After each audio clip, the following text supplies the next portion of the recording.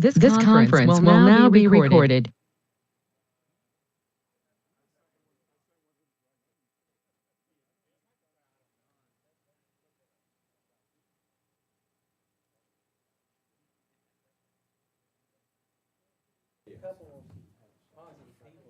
So we're doing fees first. Oh, yeah, okay. Look at the agenda. Mr. Chairman, before you start, did you start the recording? Uh-huh. Are we?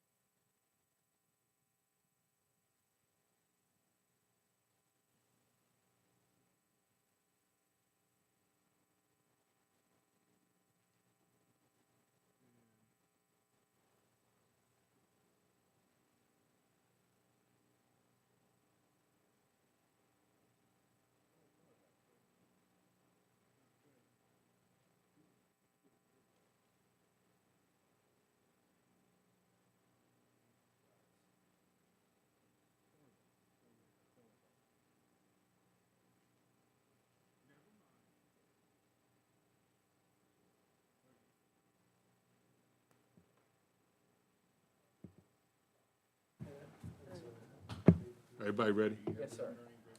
All right, I'll call the Board of Supervisors Budget Work Session number 6 meeting to order. If we could start with the Pledge of Allegiance in a moment of silence. I pledge allegiance to the flag of the United States of America, to the republic for which it stands, one nation, under God, indivisible, with liberty and justice for all.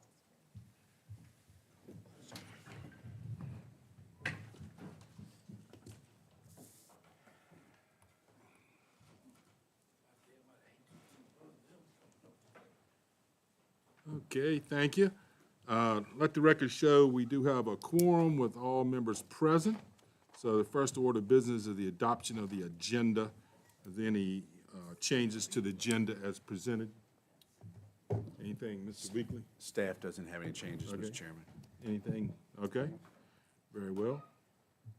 Entertain a motion to adopt the agenda as presented. So moved. Second. We have a motion and a second. Is there any further discussion? Hearing none. All in favor say aye. Aye. Chair votes aye. Opposed, nay. All right, motion carries. All right, so next item is public comment. Is there any general public comment? Okay. Very well, we will close public comment and move on to the budget work session.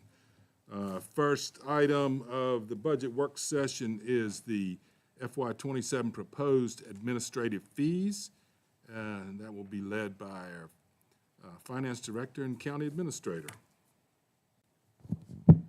So, Mr. Chairman, what I think we would like to do is just take these in order. I believe Jennifer had those in order. So we did request department heads to be here. There are some that Jennifer or I, or a combination thereof will cover, such as facilities. So those who are present today, as you see before you, we have both animal shelter and animal control divisions here to talk about their fee suggested increases and also some rewording of language which makes sense. So I believe the way Jennifer has this in the packet, you have what's existing and then what's proposed is behind it, correct? Because I know the wording, like large domestic animal, I mean, they're either livestock or they're not. They're a cat or dog or they're something else. So those adjustments are here. We also have Mr. Nichols is here to cover building and zoning. Jennifer will be covering facilities, which generally has to deal with the transfer station.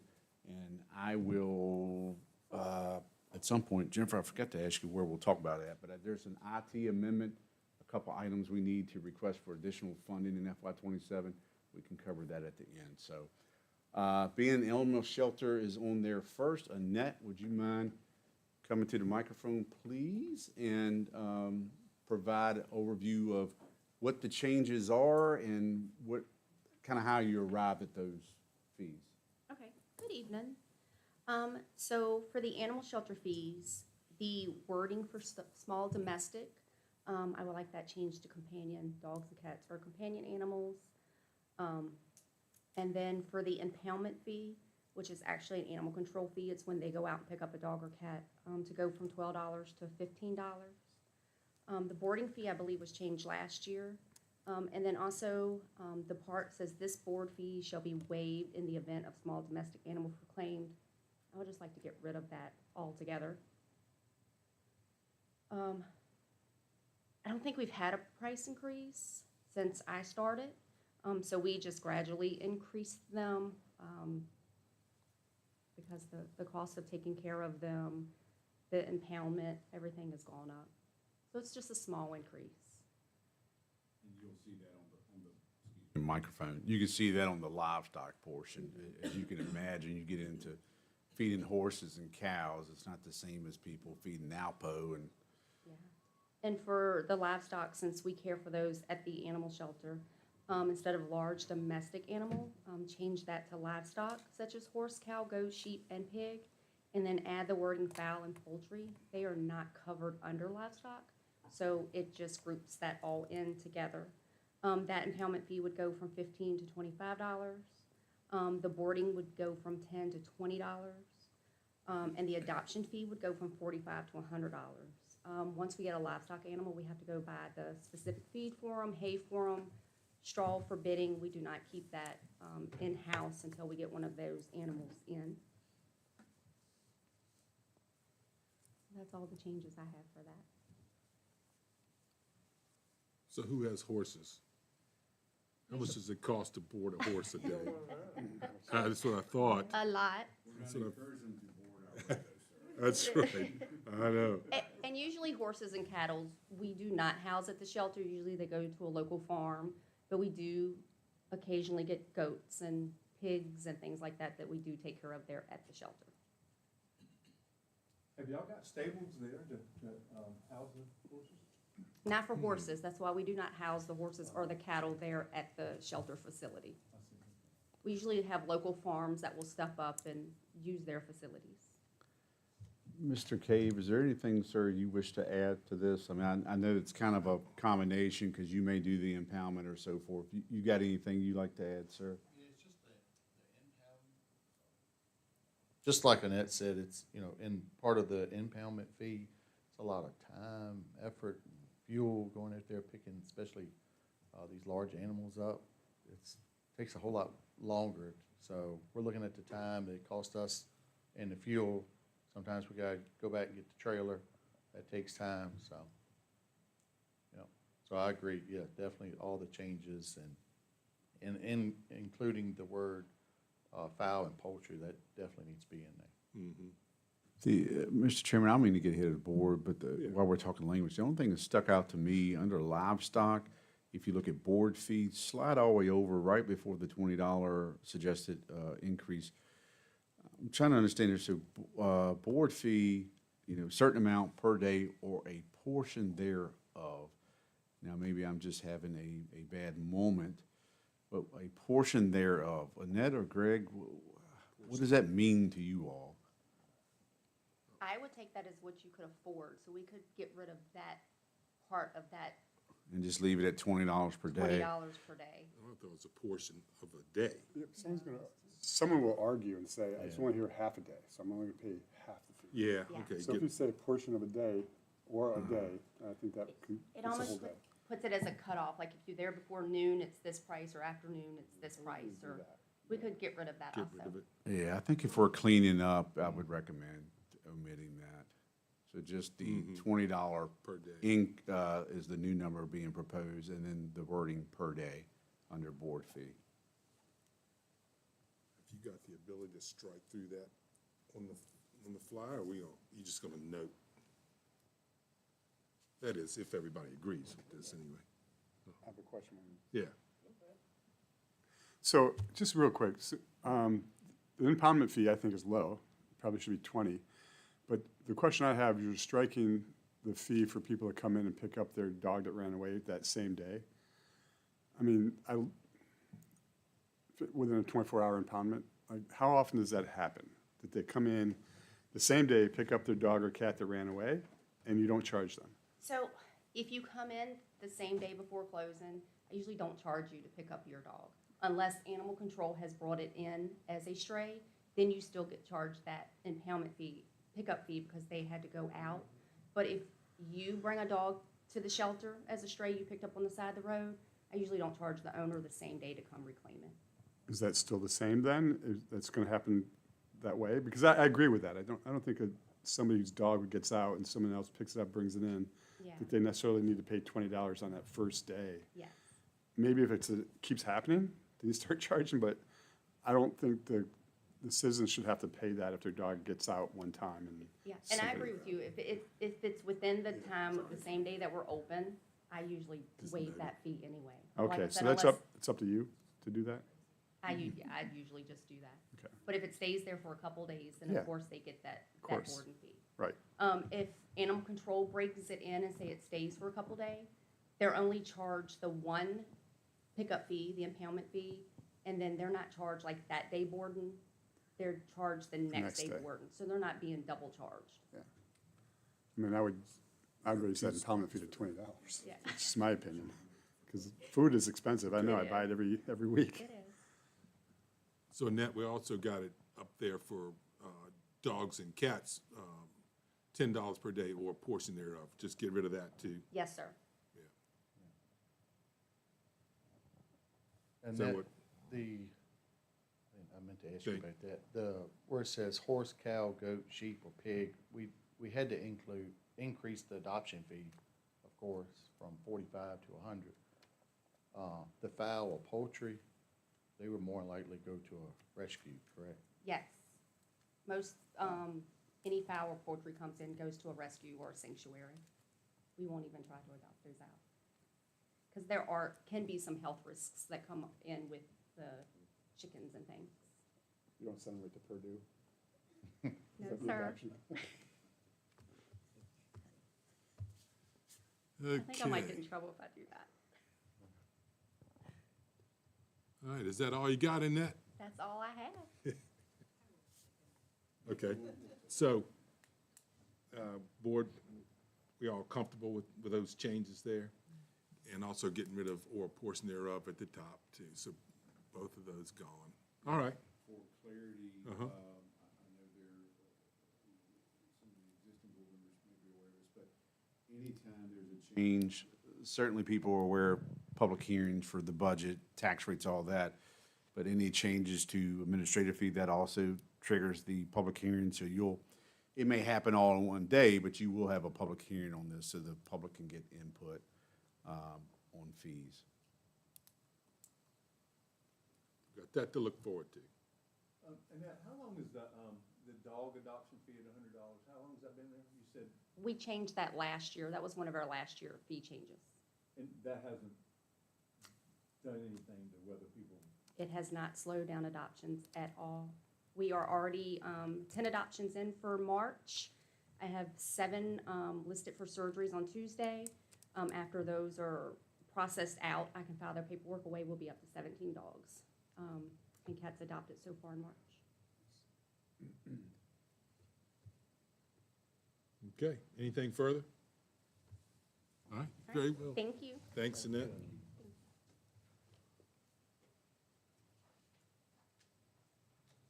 All right. What we got next is building, Madison County Building and Zoning Fee Schedule. Mr. Nichols. All right. So probably the best way to look at this is to scroll down to the redlined document that outlines the fees here. There were some suggested changes. The E&S bond has been set at $1,000 for a long time.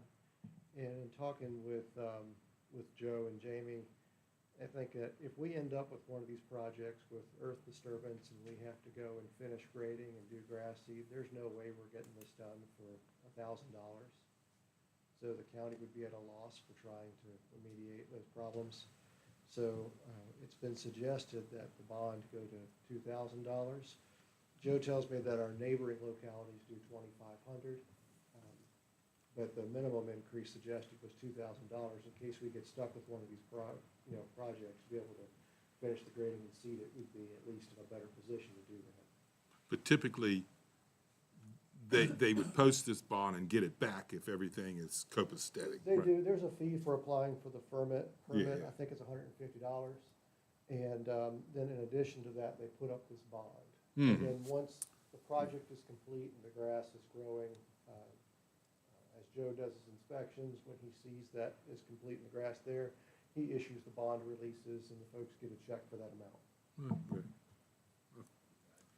Fair enough, huh? Is that No? just on a, You don't like that? is that just on a new construction, or is this any? This is any earth disturbance between 10,000 square feet and 1 acre, So if I were to say- which is where the agreement in lieu applies. Clarify, because I think I know where Mr. Snyder's going. He's experienced on larger jobs. This is generally, you see this on the residential building a home. If you're getting into a bigger project, your bond is gonna be much higher than that. Yeah, I guess one of my point would have been, what would be a smaller job other than a dwelling that somebody would come in and say, okay, I want to get my E&S bond because I want to put a shed up and I'm going to disturb, or if I'm going to, what would be another That's a example? good example. A lot of people put in utility buildings, so there's a lot of, what about 30 by 40 utility buildings. By the time you do it and then you do the area around it, the curtilage there, you're gonna break 10,000 square feet. Driveways, or new entrances, those things, above and beyond just maintenance and repair, you get bonds for those. I understand they're going to get their money back, obviously, because it's a bond. Do you think that will deter anybody from putting out $2,000 to do that? I understand new construction would be, that's, just a small piece of the pie. My understanding is we're so underpriced to all of our neighbors and construction is gangbusters. I doubt that we would deter anybody from doing a project over the bond. Yeah, I mean, I would Not just, getting, sorry, no, go ahead. not necessarily doing the project, but getting a permit. I can't imagine it would. Okay. It's in the interest of the public that we're holding here. We're holding the public trust that these things will not be left abandoned and, wash sediment into our tributaries and what have you. But I can't, like I said, just knowing that our neighboring fees are our neighboring counties, their fees are so much higher, I can't imagine that this is a problem. Last question. What does that do, for us financially, if anything, going from 1,000 to 2,000? What does that, that's just money being held, so does that do anything for us? It means that if somebody abandons one of these projects, and the county has to complete it, and it costs more than the $1,000 that we are currently holding in a bond now, we're in a better position to complete that project and restore the ground than we otherwise would have been. Any numbers on annually, has that been happening? To my knowledge, we've not had to do this yet. I'm sure our time is coming, but the last time I had a conversation with Joe about it, I can't recall a time when we've had to execute that. Yeah, I mean, years ago, when the Fox Road subdivision, I think one of those roads, but that was a bigger project, those are state roads. We had some money hold back where we had to address a cul-de-sac. And that's just going from my history from 2012 to present. I'm not aware of any default, either larger examples like that or less. Yeah, for some additional context, it's quite well, when you have larger projects, that require more in-depth engineered plans, DEQ is often involved with a lot of disturbance, and the bond amounts get very high. We have a project that's requiring, over a $300,000 bond. Well, the project, in the county now, when you move enough dirt, it happens. Those things are handled with letters of surety. But this is really just the 10,000 square feet to 1 acre that can do the agreement in lieu. Mr. Chairman? Yeah. So what happens if this ever does happen, and it's $1,000, and the project went bad, the people abandoned the property? Can the county eventually get that, even though we have to go and spend $2,000 to regrass, take care of it? Does the county put a lien against that property to get that money back? That's a question I don't know the answer to. I know that's the purpose of the bond, is for us to be able to do that. And so, of course, we would claim that bond towards the price of completing the project. If additional funds are required, I do not know how that would go, to be honest with you. So this, to me, this not being a problem that's come up, and $2,000 probably wouldn't even cover whatever we need to take care of, if we had to take care of something. And probably we'd be able to put a lien against the property to get that money back eventually. I don't see why we would put, it's not even commercial, it's residential, why would we put that onus on a single-family dwelling? And I had to do it myself, and it was the most ridiculous thing I've ever had to do, because we were gonna do it anyway. We put in everything we needed to put in, and I was being responsible, and my builders were. But I had to wait an extended amount of time to get my money back, and there was grass growing, and I was turned down the first time. It was like ridiculous. Now, the guy was new, Joe was new, but it was the most idiotic thing I've ever gone through. And to put this up to $2,000, somebody might want to use that money to improve their property, or that extra $1,000 that you're putting on to buy a washing machine or do something like that in a single-family home. I don't agree with it, and that's how I feel. I don't think we can just keep adding costs to our citizens. That's just my opinion. Yeah. Oh, Yeah, is it the person has to put up the $2,000, or if it's a bond, you put up 200 No. to your insurance company? You put up the full amount, you write a check to Madison County. okay, any other opinions? I'm good. I think it needs to go to 2, but that's my opinion. 'Cause I don't know how we could probably remediate something for $1,000. But we never had to. But, huh? We never had to. Right. So why do it? Somebody will do it next week. Yeah, protection. Knock on wood. So, I don't know, Nancy, Mike, Jim, I guess we kind of do a head nod on this. This is I'm democracy. probably more for the $1,000 All right, on this particular one. we got 2 for 1,000. Price is right? I'm a 2. It's- I agree with Judd. I also agree with the fact that if this does happen, we're gonna get caught. But, I would be willing to say leave it, but if this starts to get to be an issue, then we jack it up to where it really needs to be. If it starts being 3,000 to remediate, we get a handful, we come back and revisit and jack it up to 3,000. That's just my opinion. I don't care. 2,000, 1,000, it's not an issue. Nancy, what, Well, I just think with all the building that we're planning to Uh-huh. have, that's just gonna be, we'll see about that pretty quickly. If the people Right. are not gonna be able to follow through with that. So I don't know if that's something that we need to change at this time. I It's- personally wouldn't like that if I was doing that. I don't like a lot of the rules when I'm doing my building.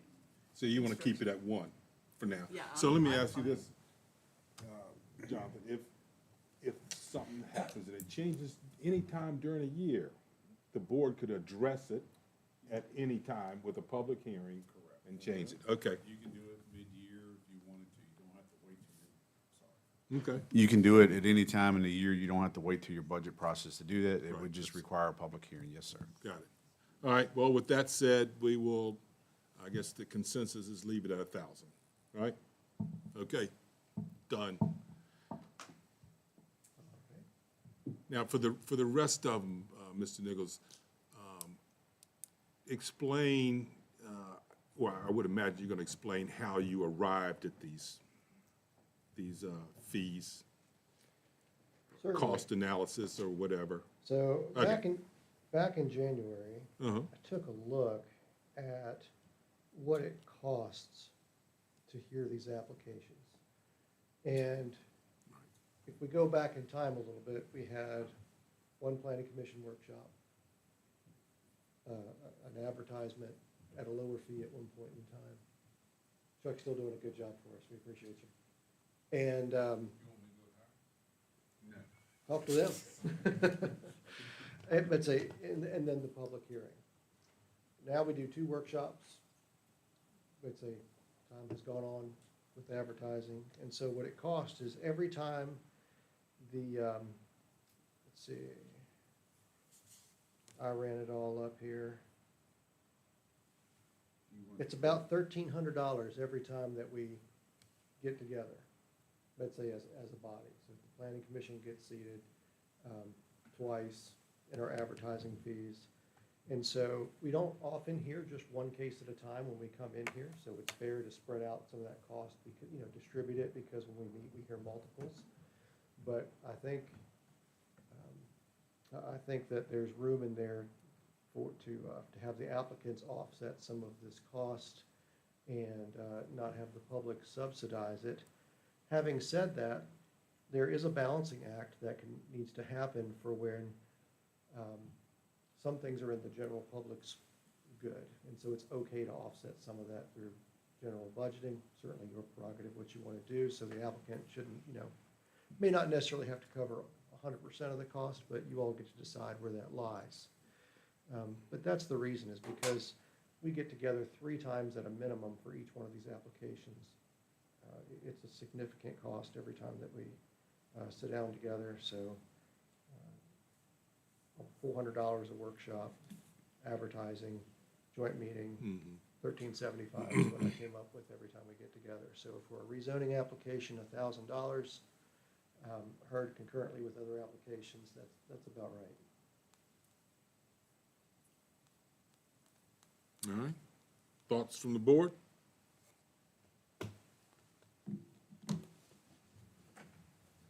So, I'm not gonna say I'm gonna disagree with the amount, but we're gonna be here, I say we being the planning commission, whoever's gonna be here, that meeting is gonna be scheduled whether you have 1 or 4 every time. So, and I'm not real sure how you came up with, I'm not debating, Oh, it's an I'm not estimate. debating It's an the estimate. $1,350, I'm not, but that could, in that, understand that that's gonna be spread out between 1 or 4, but we're gonna be here regardless, we being the planning commission, sorry. They will be here anyway, one way or the other, right? To be fair, Unless we don't have To anything. be fair, if you don't have any cases, let's say you won't be here.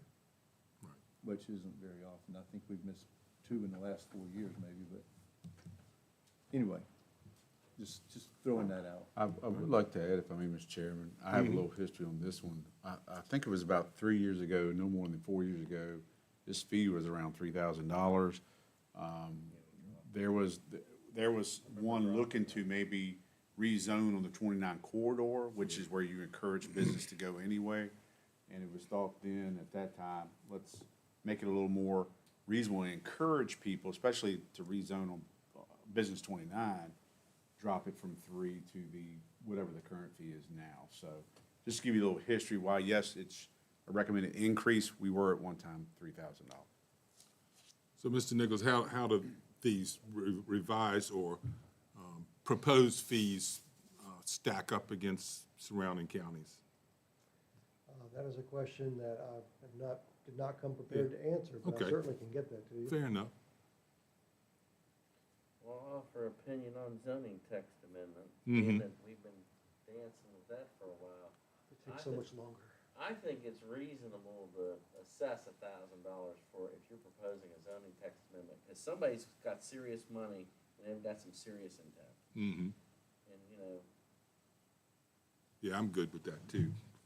But I'm good with it because we Okay. don't do it, but how many a year? Well, and You to be know? fair, Really one? if it's something that's a problem, the board usually initiates that, and then there's no expense to any member of the public. This is simply one that's coming to us whole cloth from somebody, I want to change it to this. right. All right. I think it's unreasonable to increase Yeah. these fees, especially as, Jonathan said a couple years ago, remember, Carly, we dropped these way back. Yeah, we were trying to stop people from going the SUP route and doing the rezone, which was the proper thing to do. So, yeah, I mean, I'm good with these fees. Everybody else? Okay? All right. Across the board. Just clarify for All our right. purposes. So you said we're good with the fees. Are you saying everything that's proposed there in red? Yes, that's That's what I think we've got head nods on, Mr. Weeks. Okay. Is site plans, is that in red? There's question marks, is that?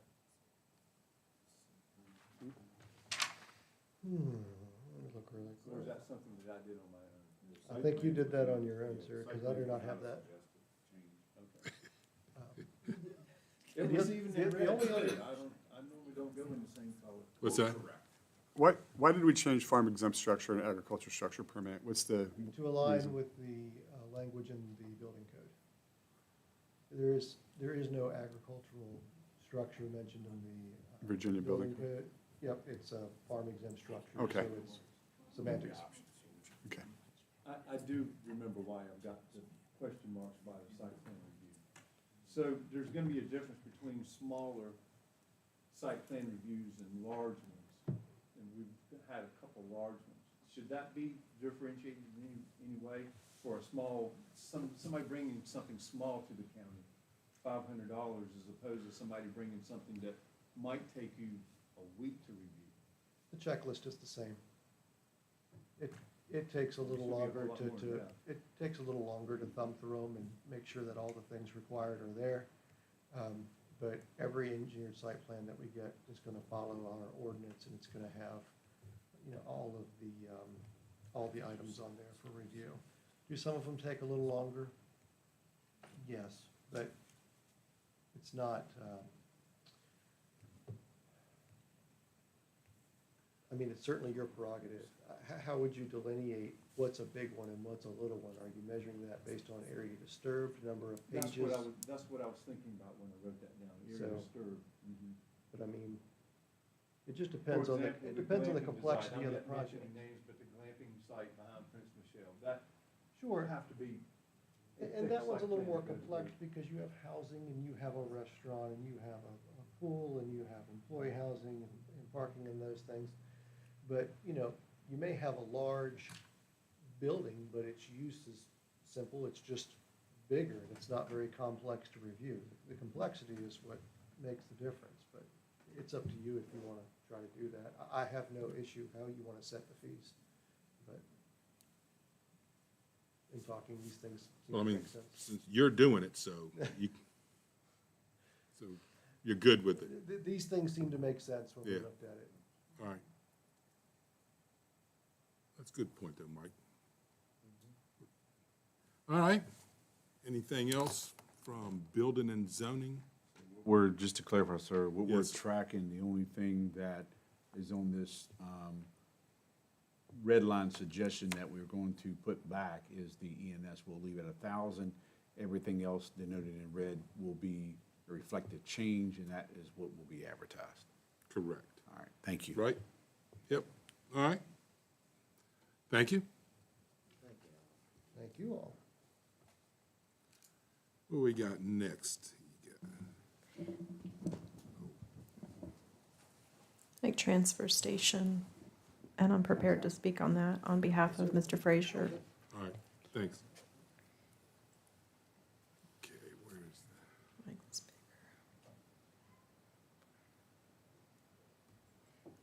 All right, is that clear enough, everyone? Nothing's gonna be redlined in this though, right? These are the recommendations of Mr. Frazier. What he did was he looked at the cost for what we're charging for tires, as well as, I'll start with the tires. So right now, with the middle column there, you're gonna see, right now it's $3 each tire, when you go to the landfill here. Culpeper, as you can see, is $4.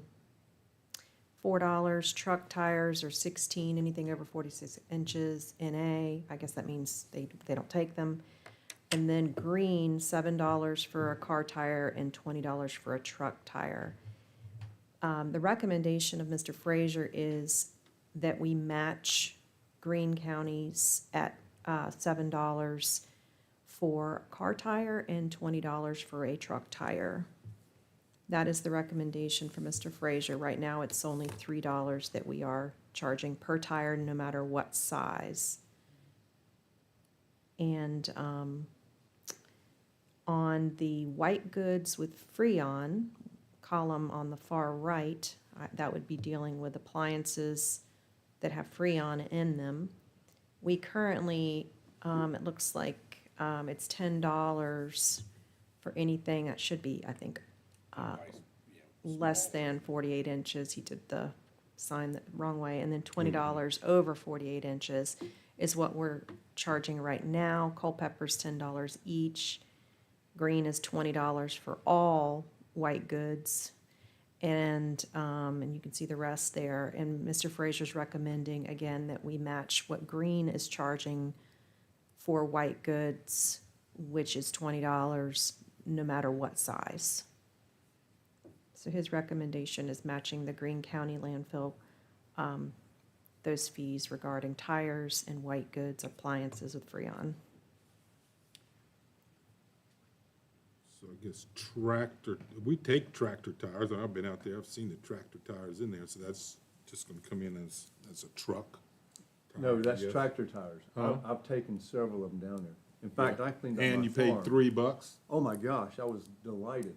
I guess. I mean, I did. I threw them all in the dump truck and took them all down there, and I was amazed that I could throw a tractor tire out for $3. You can see why we're recommending an increase. Yeah, well, it was incentive to clean my place up, I'm gonna tell you that.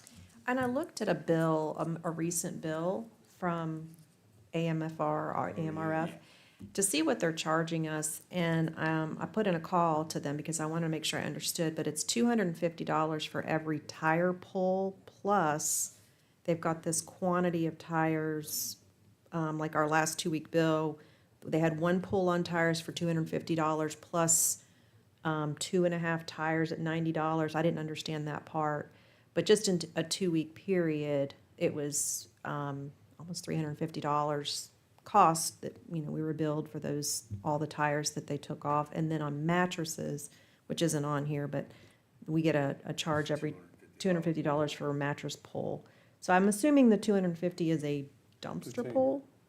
A lot of that, especially like, A lot of that, especially like on the mattress side, if they get anything, they being Updike or AMRF Incorporated, maybe they're doing business as, but a lot of this they'll base on their disposal site, so where they're taking it to. And again, most of our, whether it's now tires, some people say they're recyclable. There was a company in Louisa one time where they grind this stuff up. You see the fake mulch sometimes people use. You have to have large quantities for that. So I'm not sure if these are going to King George, Amelia. Most of our stuff does on the residential trash and the recyclables. Some of those wind up at Updike's facility. It's all about commodity. But again, as I said before at the last meeting, the goal is, we're not out here making money. Yes, it's revenue that comes in, but you can see the delta. I think there was a story that was just written about it between revenue coming in and what we're paying out. They're not even close. So we just don't want to keep, the more and more you keep it lower, the taxpayer is subsidizing that. I think I quoted last time I was here, we just replaced tires on my daughter's Jeep, and I think it was either $7 or $8 per tire disposal. So I do think it's responsible to at least try to break even on some of this stuff. The county, I'm not sure we've done it recently. Years ago, I know that we would do a free or up to, I think, 4 tire type of period. Orange County, other counties will do that, hazmat day or these things to encourage the cleanup. But you start getting to such bulk numbers, you got, again, everybody is sometimes absorbing that cost. So we think these are reasonable based on adjoining counties. And hopefully those fees, it doesn't show up in the roadway. I like to think that those people being responsible are going to do it, whether it's $3 or $7 or $20. It's just unfortunate. And going back to Mike's tractor tires, shouldn't we specify that a tractor tire, at the very least, is gonna also be $20? I think we definitely can put that in there. Slash tractor. Truck and tractor tires. Yeah. I think we need to give a height on that, because it could be a front tractor tire, and it's not very big, and it could be a rear one, which is 3 times that size. And I hate to say it like that, and maybe we don't, but assume you've gotten rid of all your tires, so you're okay with it. No, I've got a bunch going, I still have several. They just accumulate, you got enough tractors sitting around. they Well, just wait till accumulate. we Oh, impose. you got it. Yeah, but when I get a tractor tire changed on one of my tractors or combines, I think it's like a $100 fee, disposal fee, if they take the old one back. Yeah, I think it's $150 on combine tires. So, I mean, this is, Yeah, I think at the very least, we specify that the truck/tractor tires. yeah. That'd be the simplest way to go, And keep them both at the same, the $20 fee? yeah. Yeah, Okay. yeah. Now we Yeah, see Mike's Joe? tires all over the side of the road. No, that's why I bring them in, I, it's cheap. yeah, I've picked up a lot of, I'm going to. I've picked up a lot of tires on my road for people just dumping them, and you're right, probably, it's not gonna change those people that dump them from Right. 5 to 10 or whatever. My biggest thing is I was down there one day and I saw one of our moving companies, or we have a contract with, and just dumped everything in a big pile, and there was probably 25, 30 tires in that, right? And there's like old refrigerators, and it's like people cleaning out a house, and whoever was hired to do it, and I think we have a contract, or the, who, I don't know who has a contract, but they're dumping them, and Reese brought it to my attention, and she's like, I really hate this, because there's nothing we can do, the county's not gonna stop these contracts from coming in, but it's all these tires and refrigerators and mattresses and all that paint and stuff, and it's just going right into the landfill. And I don't know if there's anything we can do about that, but that's probably not good, and it happens all It's the a time. good discussion to have, whether you want to have extensive discussion today or in the future. It may be best in the future so we can educate ourselves a little more and maybe also bring back some suggestions. But it's definitely a problem. I'm aware of that specific example, and occasionally you'll get, where somebody's house fire or whatever they're demoing, yeah, it all goes in a dumpster. And I think what she's trying to do, and sometimes that person dumping may get upset with, what do you mean you're charging all this extra stuff? Well, we have this fee structure. We realize you're getting paid to, a roll off or a dumpster or whatever, but there's the disposal side, which we're responsible for, and especially if they're dumping paint and things like that. They become issues because you're supposed to use sand or other things to properly dispose. So it is a balancing act. Thankfully, that doesn't happen every day, but when it does, it's extremely frustrating, because I believe that individual is looked at as they're just, well, they're picking on me. We're not picking on you. We're trying to, that's DEQ regulated out there, whether it's the old closed landfill or the current transfer station. We have permits for both. We pay an annual fee for. So anytime those things come in, if you create an environmental issue, at the end of the day, we can't contract away our responsibility. Madison would have to do it. So I think I would recommend to you, sir, and the board, that let us take that as a environmental issue and talk to some other localities and talk to Updike and see if they have recommendation. Because I certainly on the fly today would not have a solid recommendation, but it is worth looking at. Because we don't want one person's bad actions, cause heartache for others on fees, but we do have to address that. Occasionally, I'll go into the tipping floor, and it's like, what, did this get charged? Or, there could be a toilet, it could be chicken wire, it could be shingles, Lord knows, whatever fit in that container is on that tipping floor.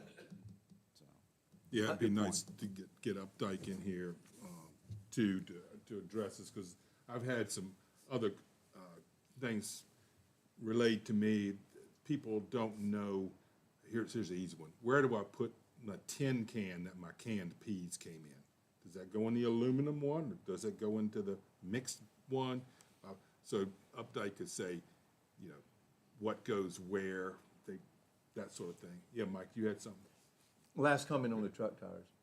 Is this truck tires, is that a pickup truck or is that a large truck? Because I hope that we can differentiate between truck size and car size tires, because they pretty much are the same size. Here's what probably I would recommend. Good point. Here's what I would probably recommend. So you see some other counties listed up there, or localities, like Albemarle and Charlottesville.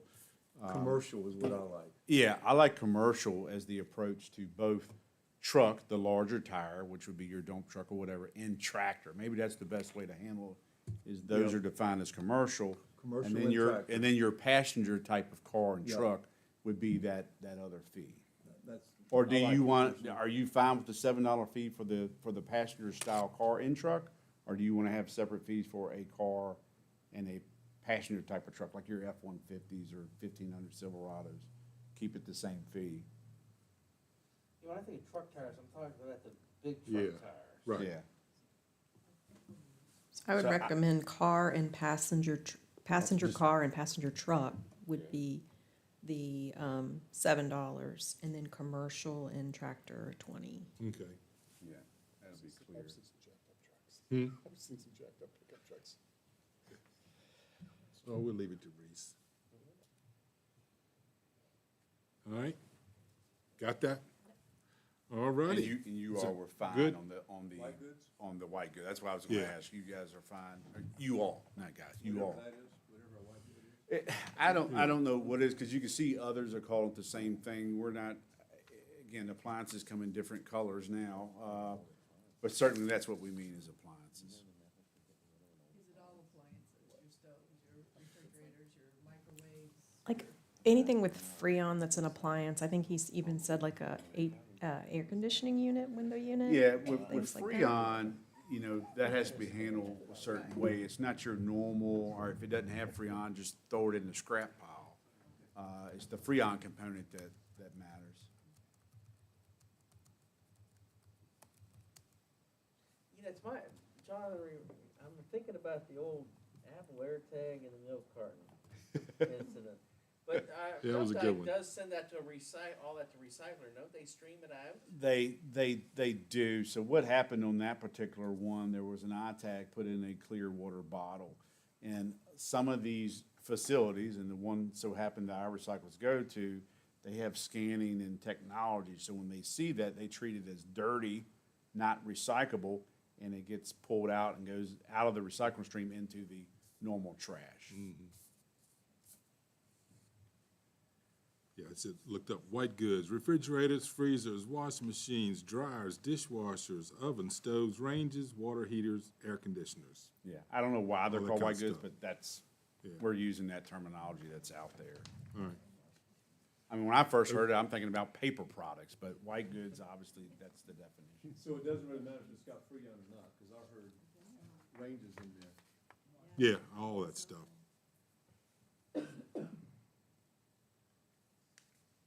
So just change it to white goods, period. White goods seems to be industry standard. Yeah. Is why we use that. Right.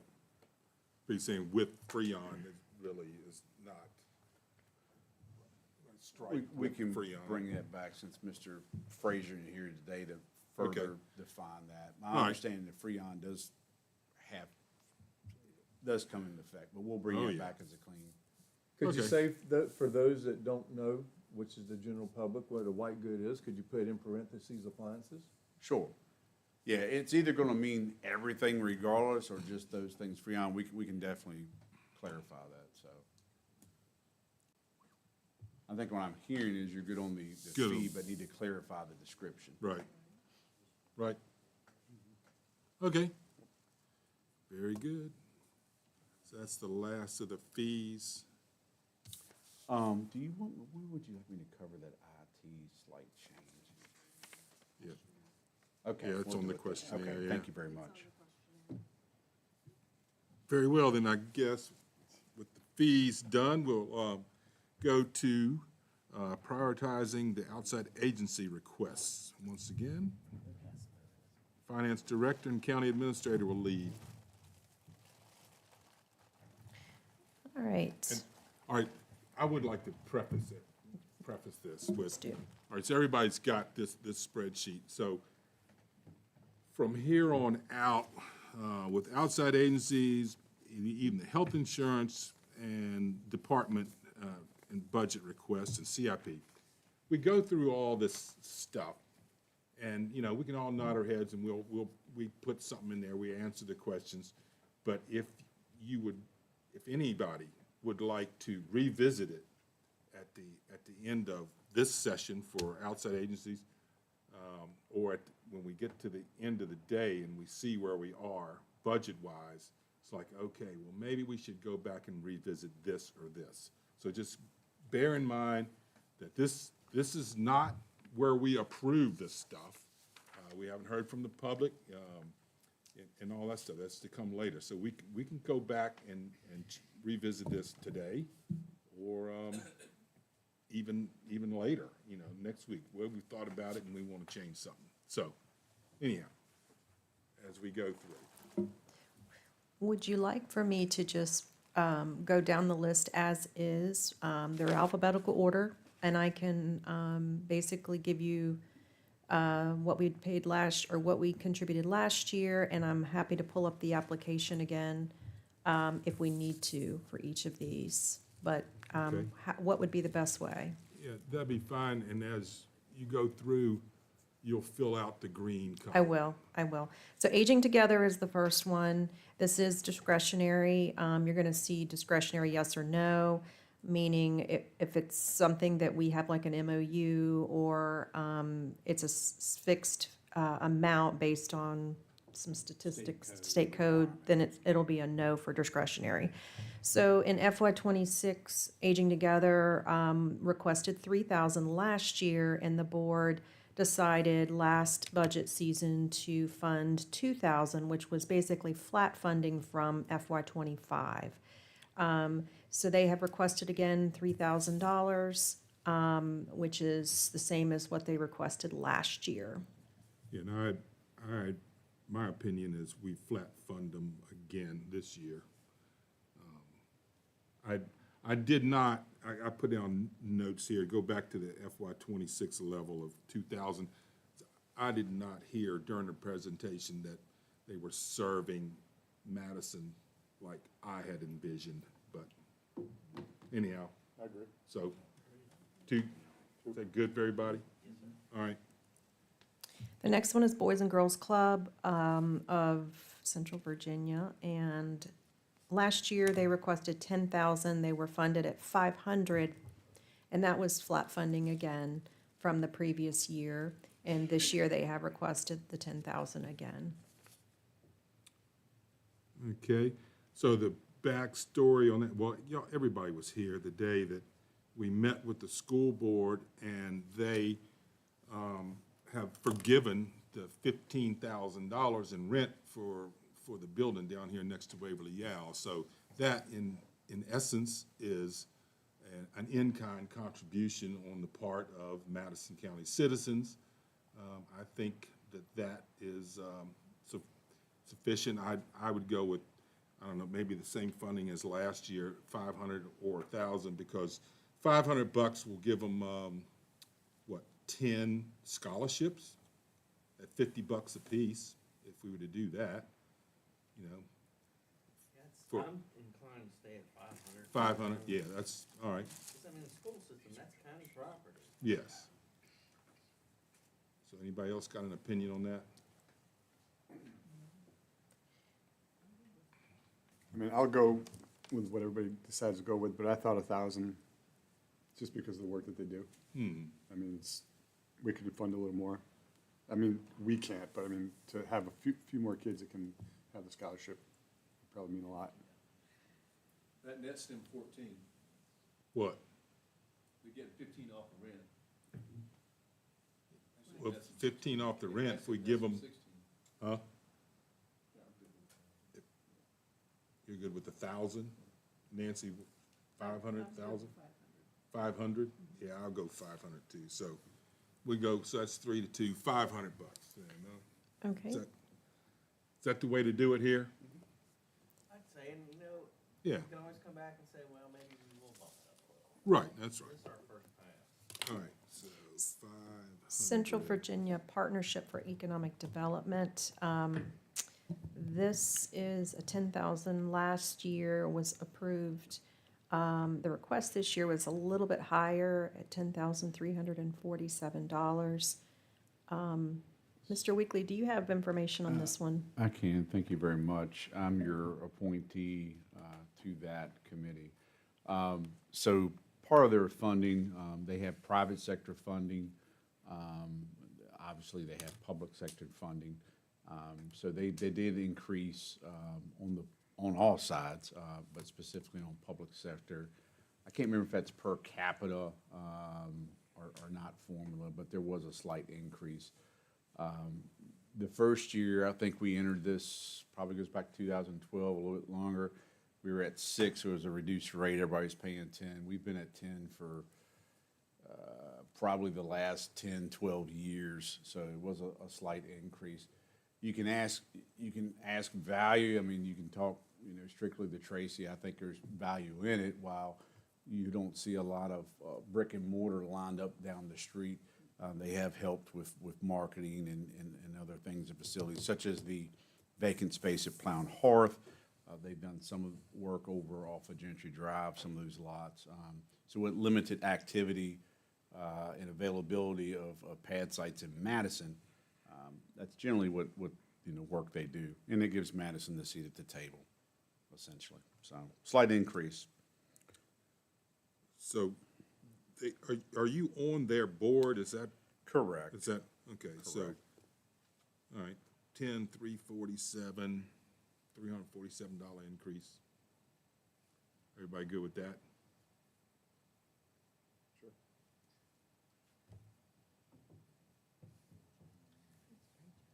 I'd like to see them do more, but, Yeah.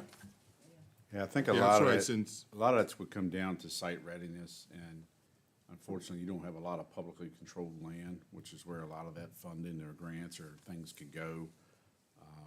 So just food for thought as you move forward. If you want to see some sites advanced, it's a little difficult when it's private sector versus public. We make them aware of both, whether the state or the region has, interest in a certain target industry, whether it's food and beverage or what it may be. We make them aware of what we have available here in the county. So Jim, have y'all called them in to your committee to they have been, address anything? or- they've been very close, they have been a resource. Yeah, And actually, they attended our town hall last August. And I know Tracy works closely with their director. So it's not that they're not trying, it's just that we're only gonna get so much out of it, unfortunately. yeah. All right. And we're gonna go with, The next one is Culpeper Soil and Water Conservation District. And this one was, a request last year was 40,814. It was flat funded last year at 30,111. And they're requesting a slight increase, from that amount to 33,759. Mr. Chairman, I'd like to recuse myself from that discussion for multiple reasons. all right. So, One is I benefit from some of these programs financially, and also my son serves on the board of directors. So I think well, that's sort of why I've got it in here at what they asked for, because I think a lot of folks in Madison do benefit financially from what they do over there. So I didn't have a great deal of pain with their $3,600 increase. That's, I'm okay with it.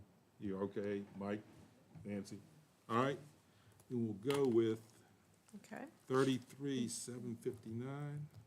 All right, I'm gonna skip over Department of Health because that is that is not a discretionary amount. So that is what it is. It is huh? what it is. Okay. Correct, Mr. Here, Weekly? it can be a little confusing when you're talking Department of Health or DSS. They're state agencies, but you're required to have a local office, and that's your portion of that, the staffing and placed of business. So when it says it's not discretionary, that's why, that's per code. Where does the jail come in? That's down at the bottom. Okay, all right. Yes, All right. we've got those at the bottom. Next is Encompass Community Supports, Rapidan Community Services. I put TBD, I just wanted it to be discussed whether, because I'm still unclear whether that's discretionary or not. But to give you an idea, last year we funded them at the $255,120, which is what they requested. This year they're asking for an increase of about $8,356 to $263,476. Well, I'll start. I took them back. I said go back to FY '25 levels of 242,000 because they served not, according to the presentation, 99 Madisonians were served last year. I see hardly any activity in the building they purchased up at the American Legion Hall. Skyline had a client that we referred them down there. They went down there, oh, no, we can't do that. I've been really disappointed so far in their service to Madison and the number of people that they serve. So I put in 242,000, which was the FY '25. Now, I don't know if we can do that. Jonathan, you would know whether, What I would like to do, and I'm looking at this right now online, because so when they switch the name, it can kind of be a little deceiving. They're Encompass Community Supports, but they still are a community service board. Yes. Which acronym CSB. Those exist around the state. So it looks like they fall under the umbrella of Virginia Department of Behavioral Health and Development Services, which that's a mouthful. And it's a statutory role, non-discretionary. I'm gonna cite the Code of Virginia 37.2-500. Now, with that being said, not knowing why they're asking for an increase, is that for benefits or are they buying a new property? I would think you as a board and your representative that you appoint to this board would be wanting to bring that information to you so you can make decisions. Kind of like Jennifer and I, she's on the finance committee, and I'm your voting member on the Rappahannock Juvenile Detention Center, which is your last item you're gonna get to, which is a non-discretionary. But certainly there will be things that are proposed there, maybe a capital project or benefits or things that you could definitely make comment on through your appointees. But it is listed as a non-discretionary, and I didn't catch that earlier. That's why we have it as TBD.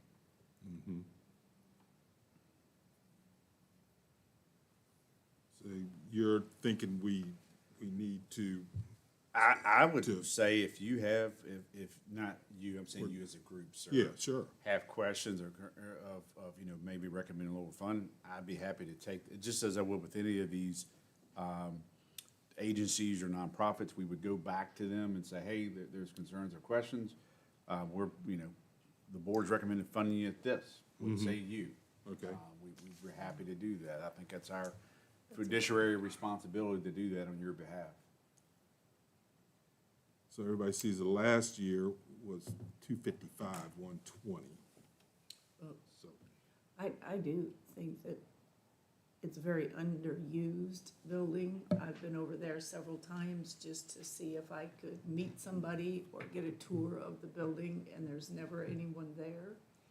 I'm not sure how active they are in Madison. I know they're more active in Culpeper, and they are a very large group, and they have a lot of money.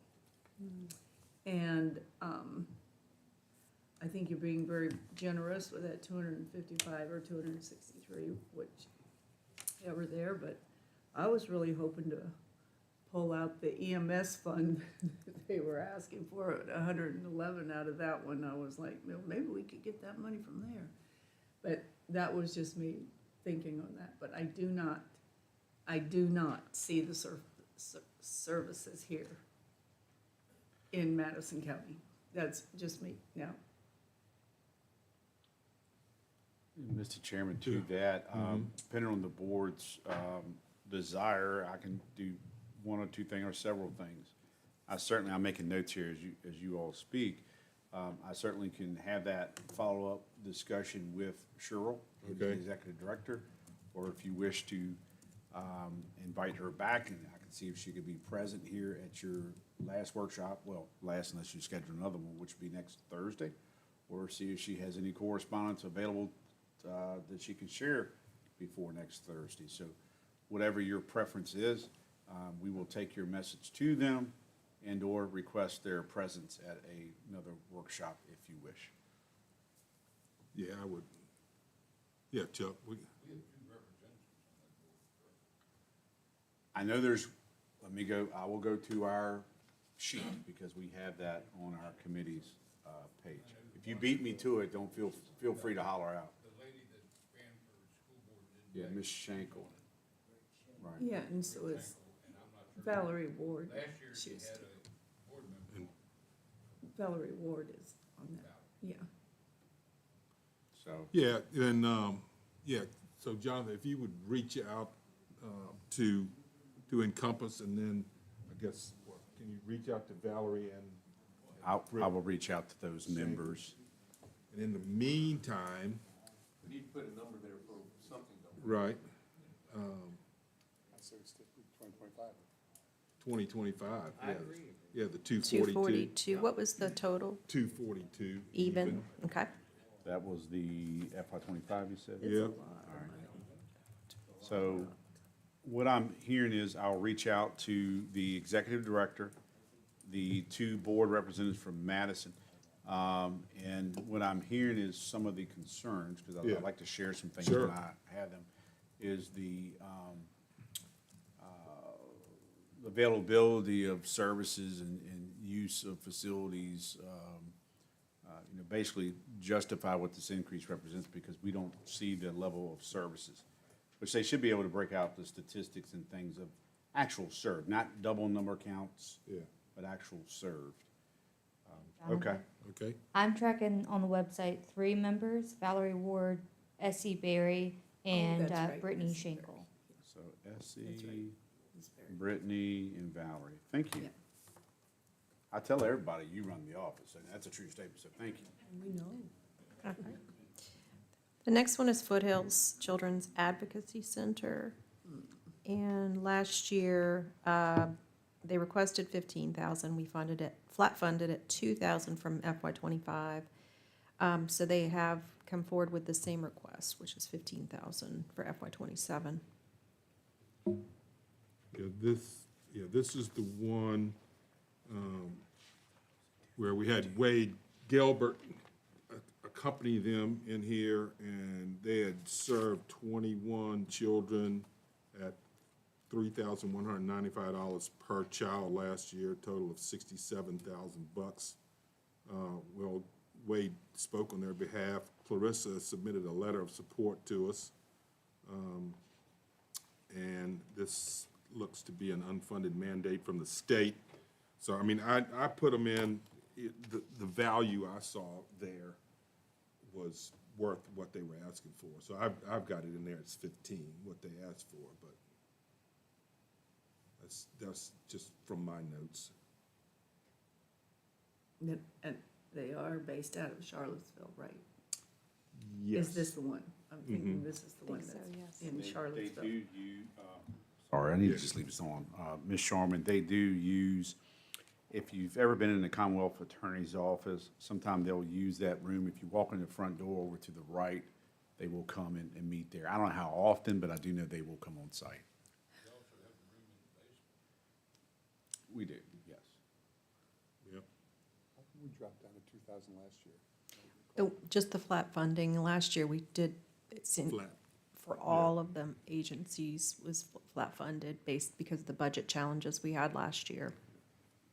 Which we could still We be have running none into this that this year. Yeah, we have no problems this year. I'm not, I know. That's why I say we could revisit these things. and you said we had how many children that they served? I had 21 that they 21. served last year. And through all the facilities, all the different entities we have in Madison County, we can't take care of those children here ourselves. I think what this mainly is for these, yeah, correct me if I'm wrong, they are talking these children through these issues that have to ultimately go before the judge, right? So domestic issues. Yeah. So it takes a special kind of. It's a talent way to- for them to be able to keep from having to re-interview the child multiple times because they are able to come in and record and do everything all in one time that then goes to who it needs to go to for the case. It's just a service to help the child through what they've gone through, Right. is my To- understanding. yeah, Right, right. lower the trauma on the job.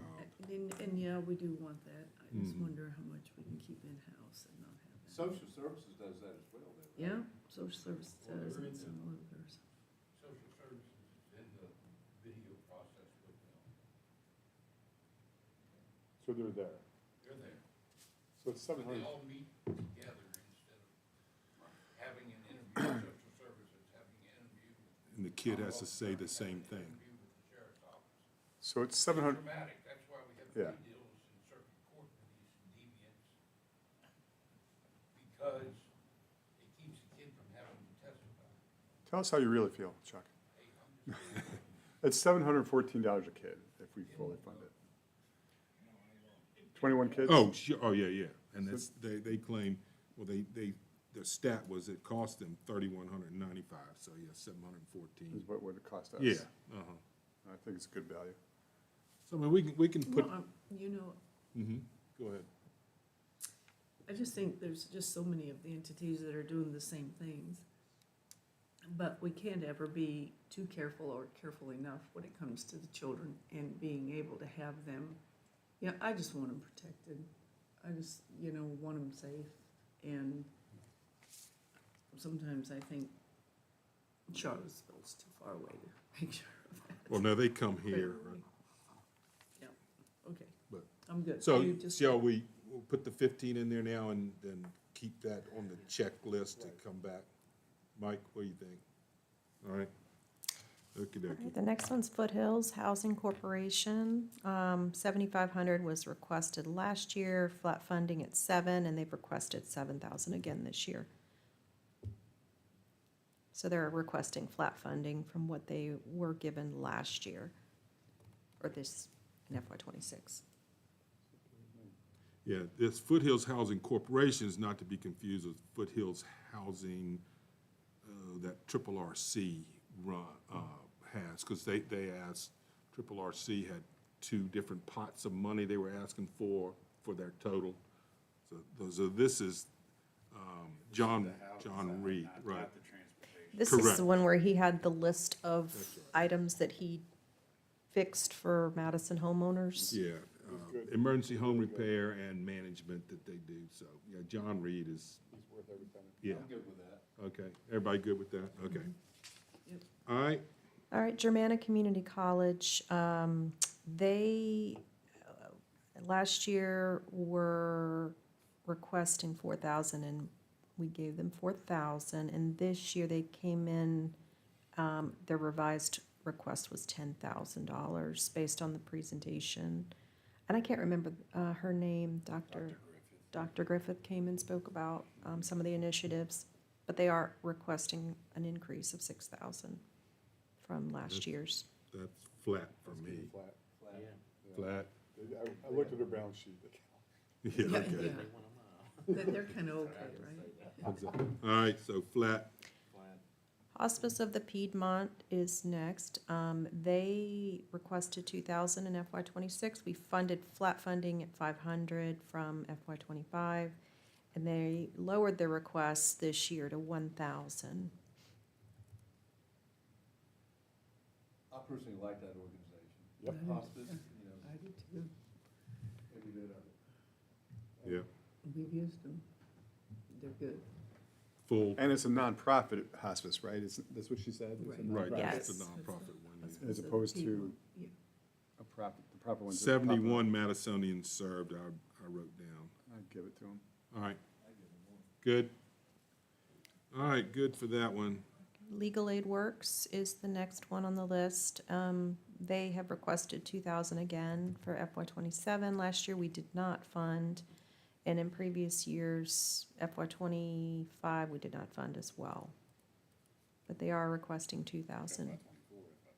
Or, yeah, right, Right. correct.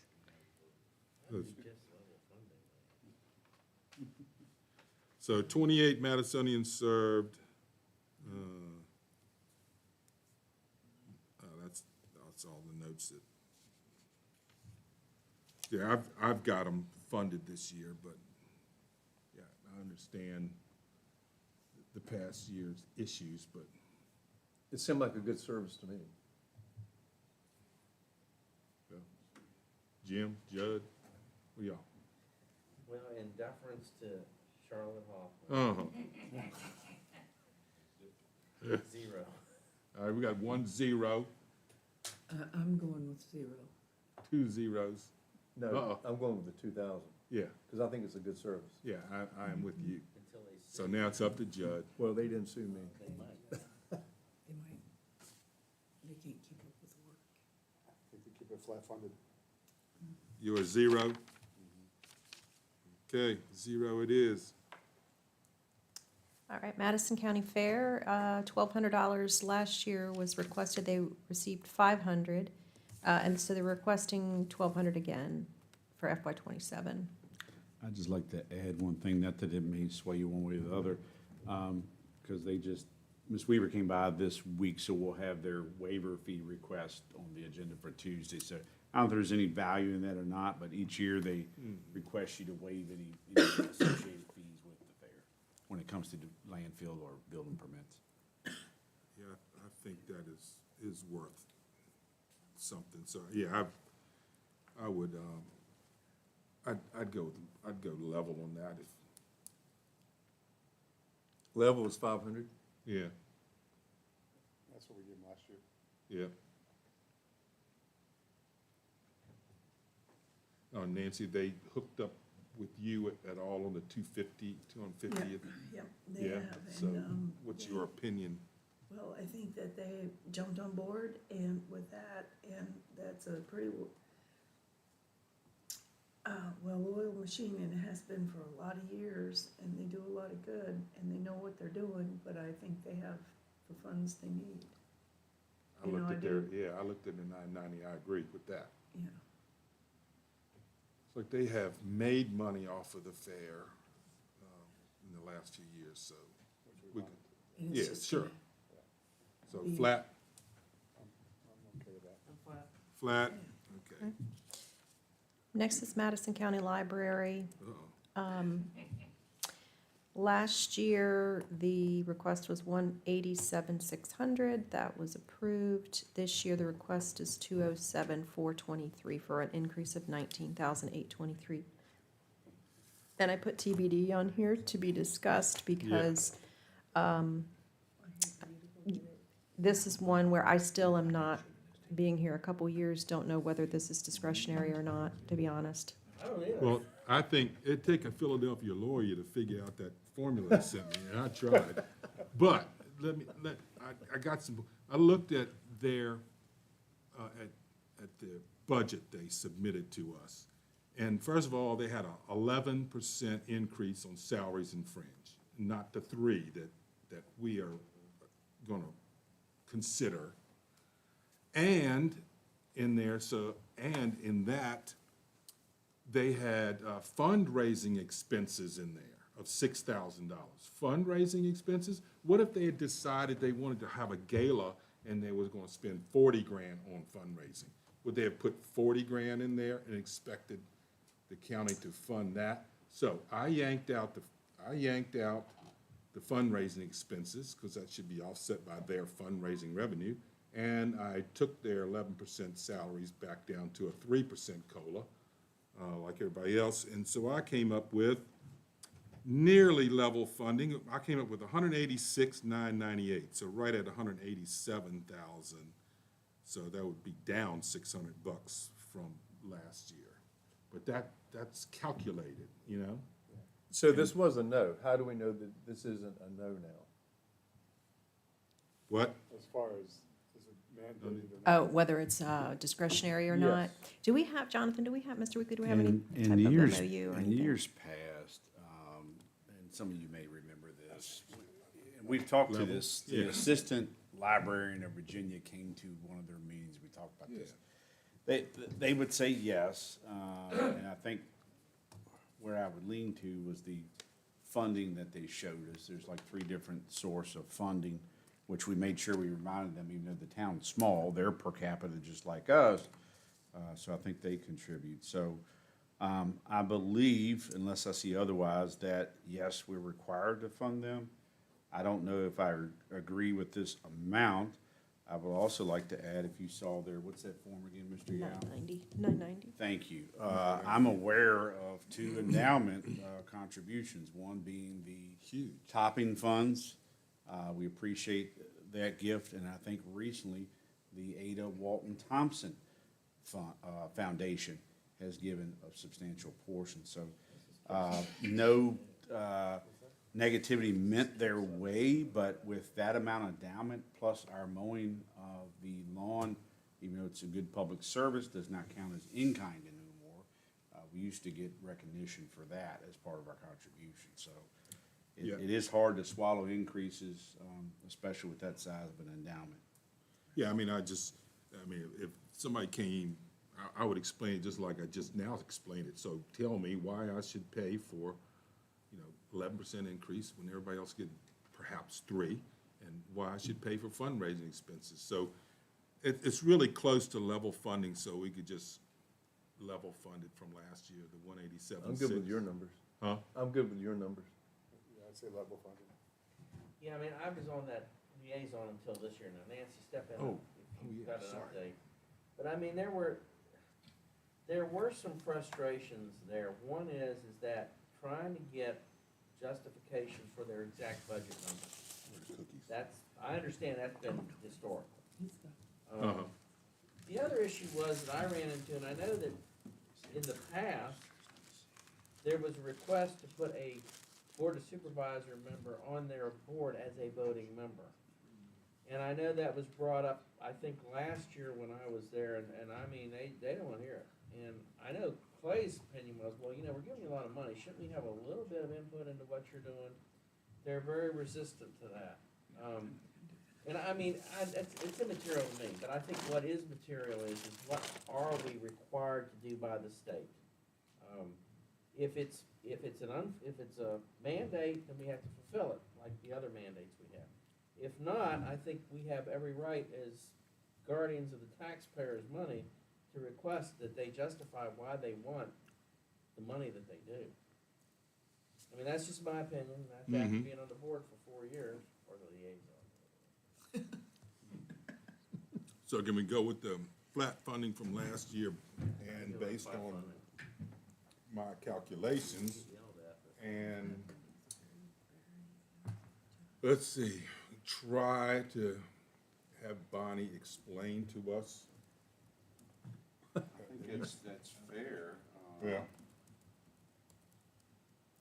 I don't know, what do you think, Mr. Weekly? I think it's fair to bring out, I mean, it's been some time, again, I'm going off memory of formula.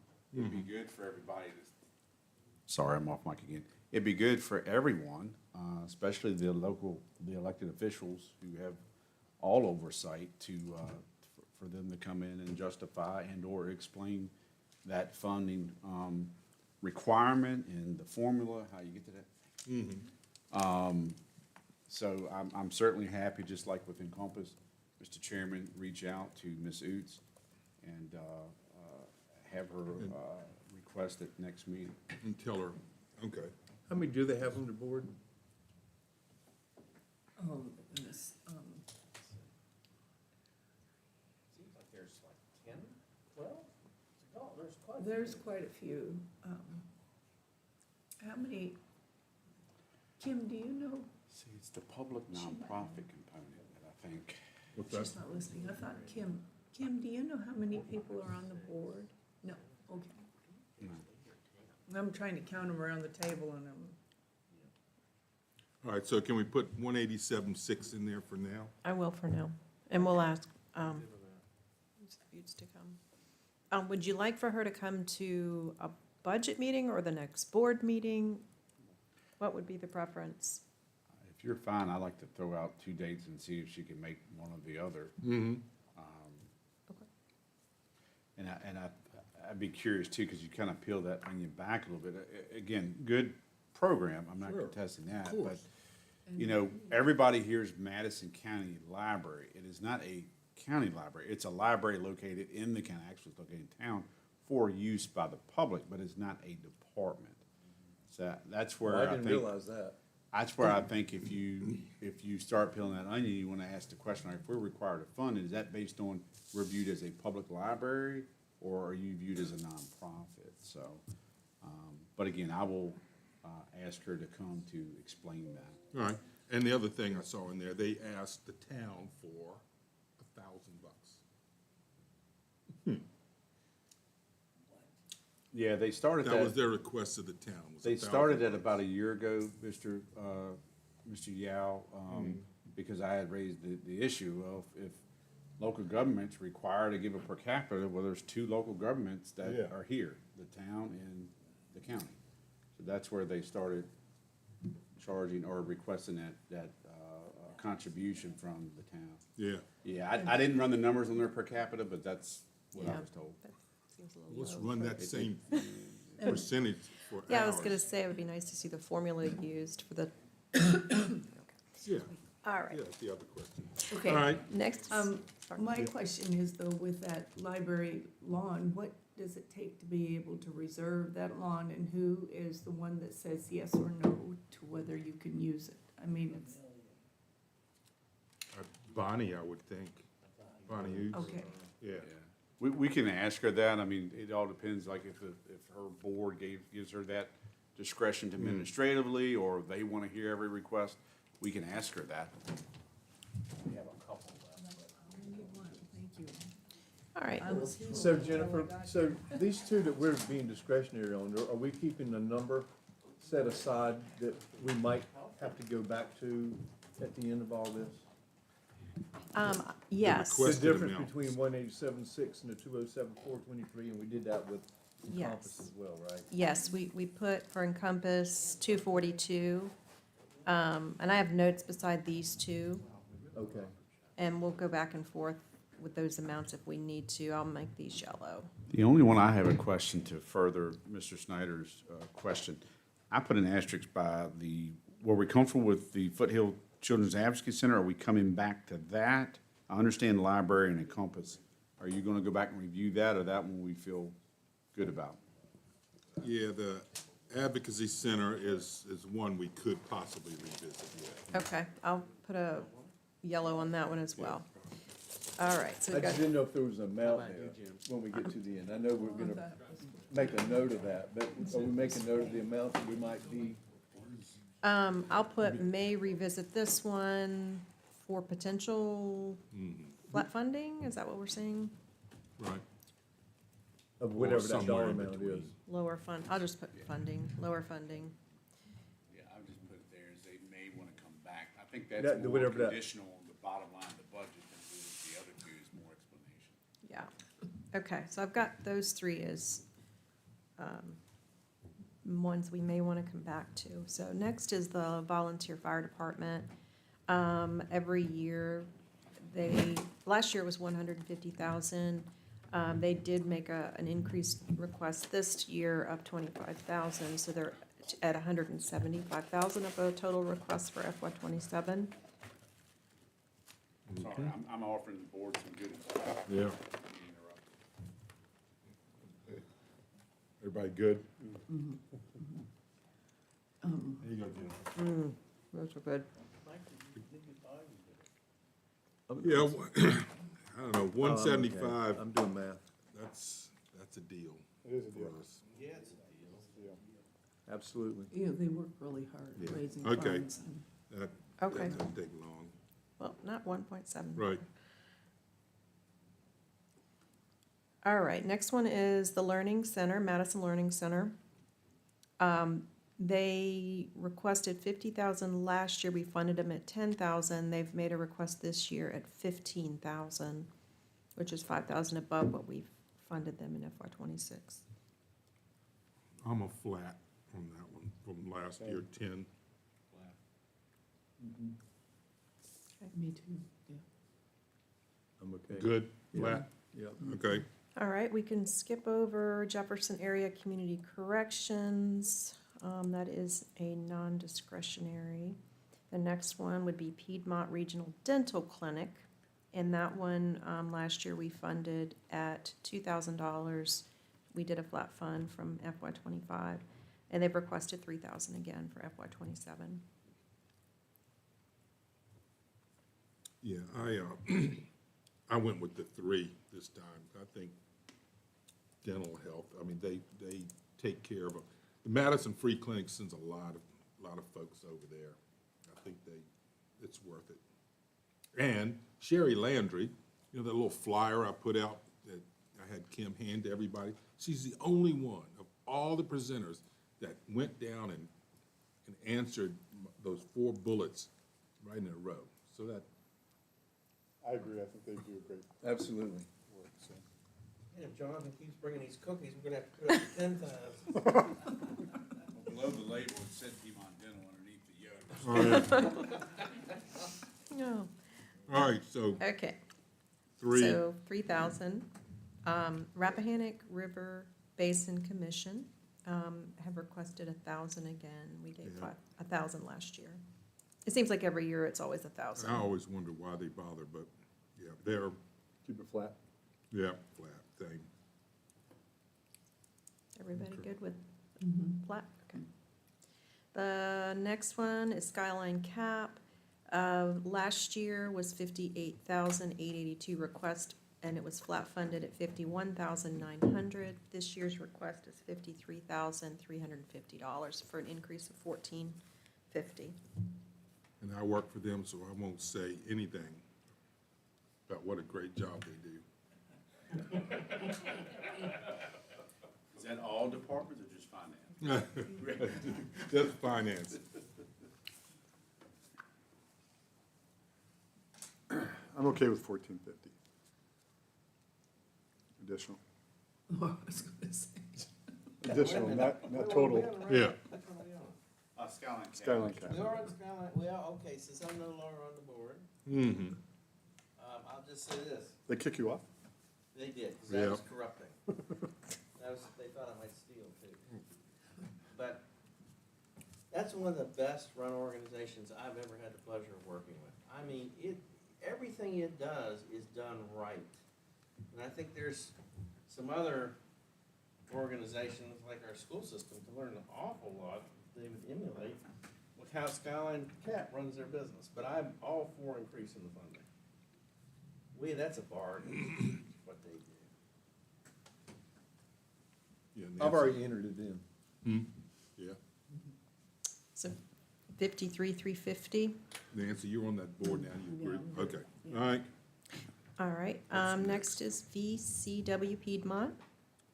They have requested 5,592, which is an increase of $5,092 from the approved amount for FY '26. I think this is, the acronyms for Virginia Career Works. I don't know if Correct. any, Virginia Career Works. board member has any certain thought on that for, you know, if they participate or see, you know, what they do, but that is Virginia Career Works. Ms. Morton, I believe, is the one that leads that effort. Mm-hmm. Sarah Morton. Yeah, I'm on that board. Yeah, I've got flat for that one, but Flat. Okay, that's what I've got. So would you, 500? flat. Okay.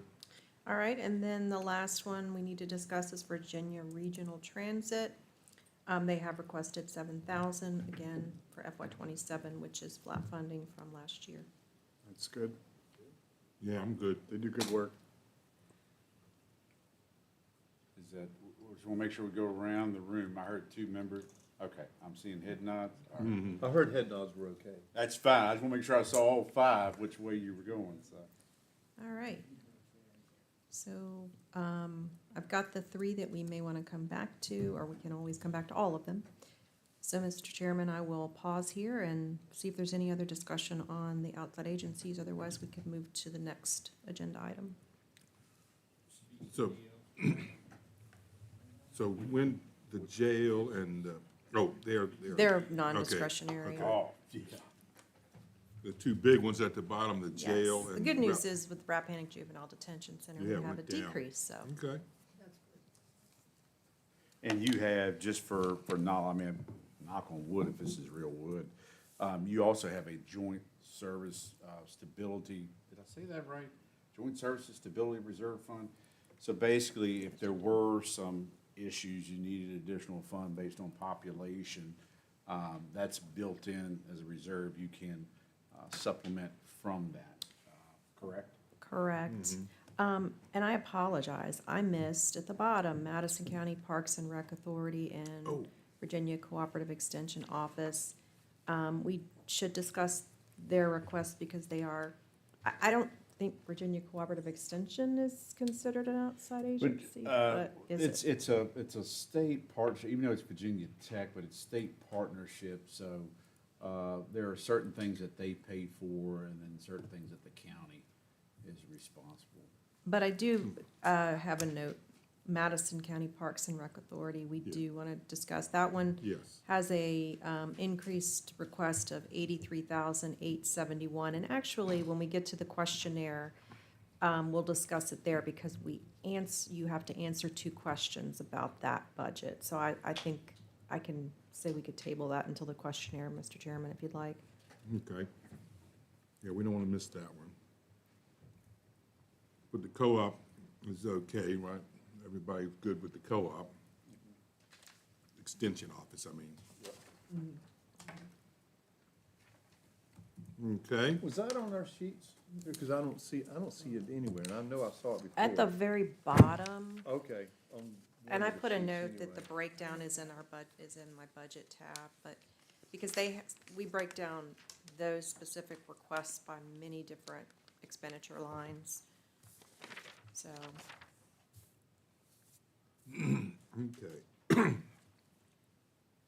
All right, well, I guess we're ready to move on to health insurance scenarios. all right,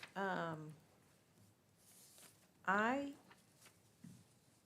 did get, some feedback from the schools, by the way. I asked, just for clarification, I wanted to make sure I understood that the schools, what they were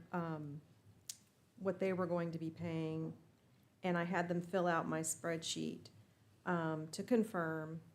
And this came back today from Ms. Crop, and the employee pay and the school pays amounts for next year are as if they cover 100% of it. And if we, as a county, were to cover 100%, it would be the exact same for us. It'd be these amounts for the employee and these amounts for the county. So I'm sorry, like I say, I do better when I interrupt people. I'll make this bigger, sorry. This is a little small. So you think what their employees are paying, what our employees are paying right now is the same? It is. It is? It is. Okay, well, We must have gotten that squared away last year. I there think was a we year did. where- One year, we were slightly ahead, it used to be the other way around, and last year, year prior, we equalized that. Synced them up, okay. However, to point out, Jennifer's referencing what, the employer versus employee pays. The census number is different, so the number of people in each plan per government entity, that value would be different. Yes, I did want to note that I got this information from the schools, and they have a total, this is their insurance total with what they pay in for HSA, roughly 2.9 million for covering 100% of the increase. And I think they have, I wish these added up. I think, did they say their increase was 300 and what, 50,000? I think that was correct. And if we covered it all, it would be right at 200? So the census for them is 188. They have 188 in their plan, and we have 94 in ours. So if I go to our tab, if we were to do 100%, I think this was the number here. We just had somebody change plans. They changed to single, but I want to put this back to where it was because I want to look at apples to apples. So, for us, it would be 1,613,000 total for health insurance. not including the HSA money that we do put money into employee-only HSAs if they're on the high deductible plan. And we only have 3 people there and 4 people there. So we have a total of 7 employees that are in the single high deductible plan that are getting money put into their HSA. So, but that's factored on a different budget line item than the health insurance. We have it separate.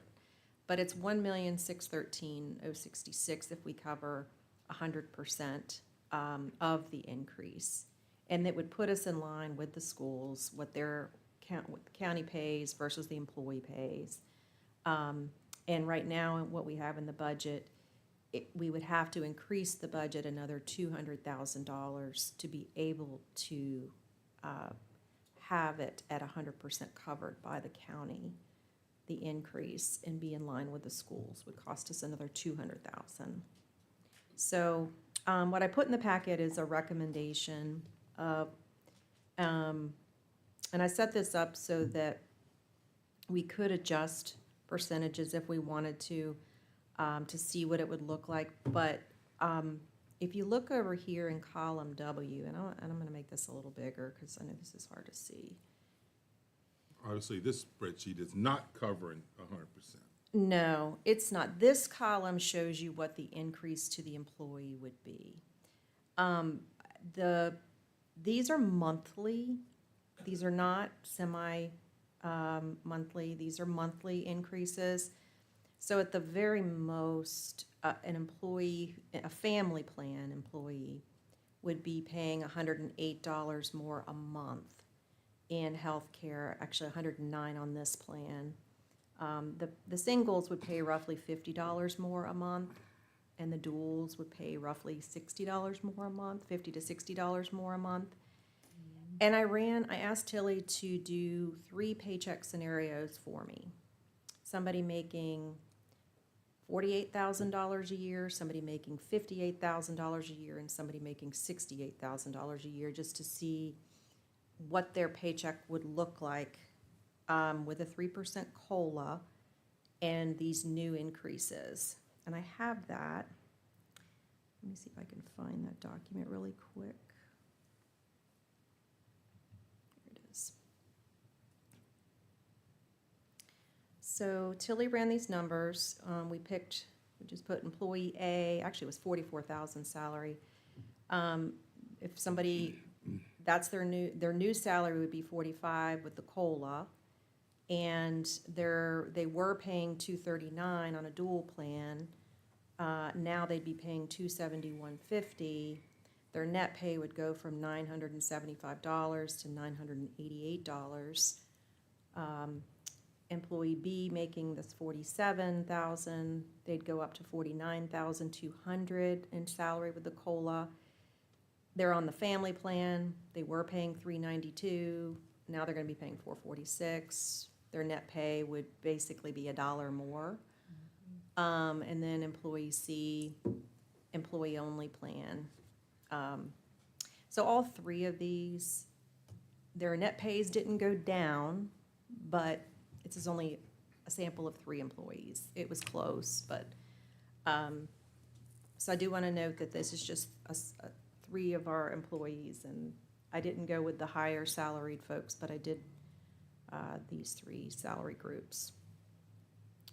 So it's open to discussion as far as how you feel whether or not answering the question, do we stay in line with the schools and cover 100%?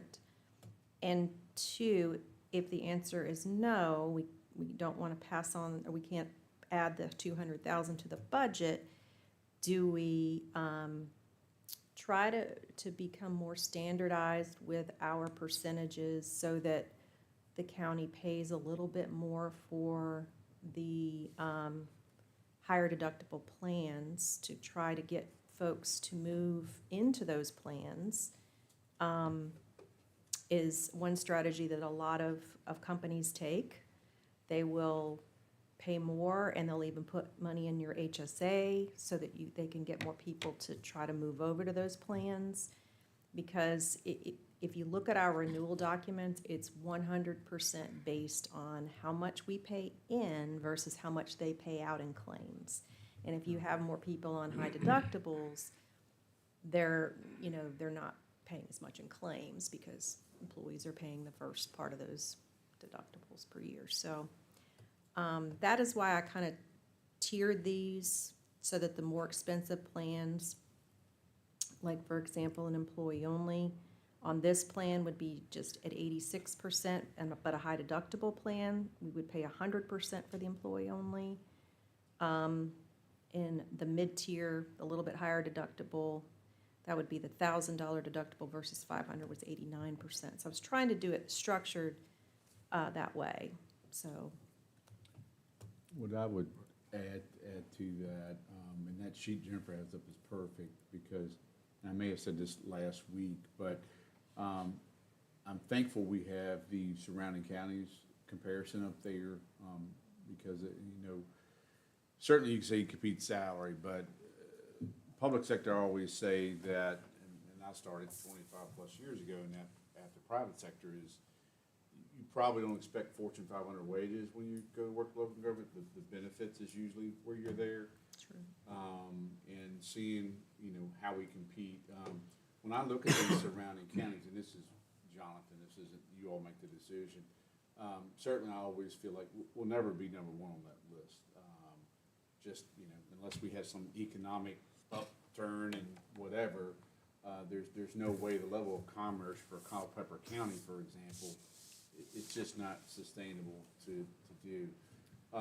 Greene County seems like they've standardized on 90, 80. It was interesting to see what Louisa was doing, even though they're a little further out.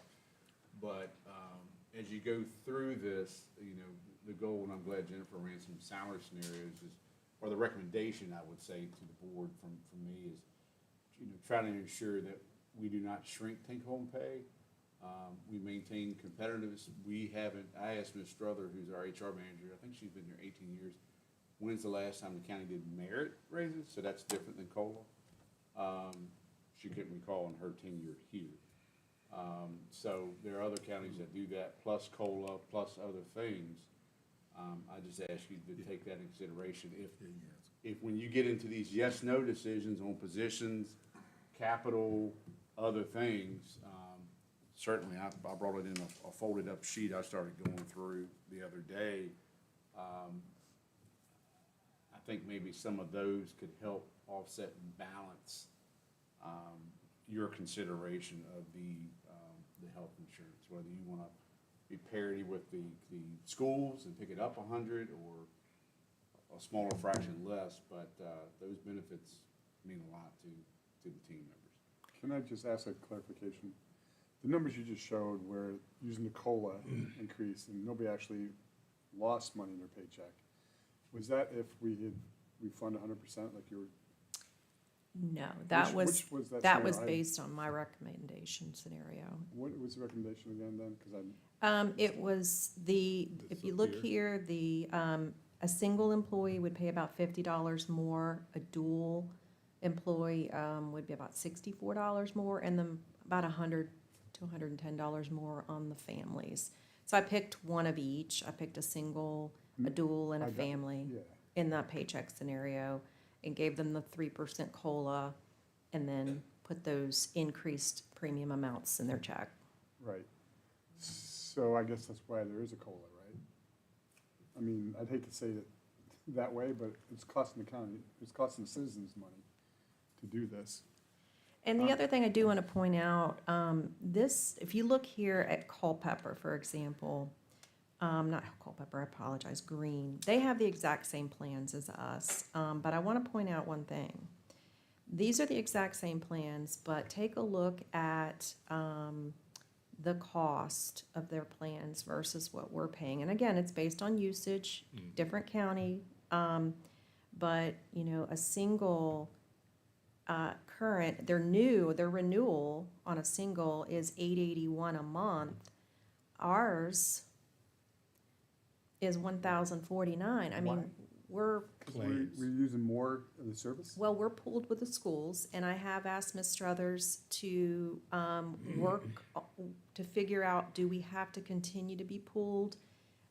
We did initially because we didn't have, I think we needed 100 people, employees to be eligible to have our own, but at the time we didn't, so we had to pool. Right. But what happens now, though, is that our usage is combined between all 200 and almost 300 employees. We got 107, I think they're at like 320. Okay, I understand, right? Yeah. So why have we looked into just doing it on our own? Without the Well, school? we are, Okay, we are, but for this renewal, when's it due? Starts September 1st. it starts September 1st. So we have some time? We're setting a meeting up, I would, but I know it sounds different because that, your open enrollment's gonna start before that or slightly before August that. 1st. And then you will have your effective period, but what you're doing now is planning for that. So, we certainly can do whatever you wish to see about any differences or different plans, and try to have that accomplished for this year. It may be a tall order. I mean, we don't have all the information, so I'd hate to go ahead and decide that this is the way to go, and we could potentially have the same benefits for our employees if we get away from the school, or even go, who's our provider now, Aetna, or?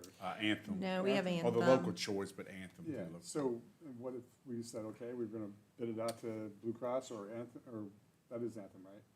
Aetna or one of those others, and if we have the time to do it, and then we don't have to affect the pay of our employees if it's a similar service. And What was the am I being Pollyannish here, that we can't do this in time? I mean, we definitely, I believe, can have a meeting with the brokers prior to, because we're only in March, April 1st coming up, so we have April, May, June, July, we have 4 months before open enrollment starts. So, yeah, we could have, meetings with the broker and other brokers, it's just whether or not, we could, I don't know the answer to whether, I think you We would could- wanna, I would advise, plug some number in there that you Yeah. would feel comfortable.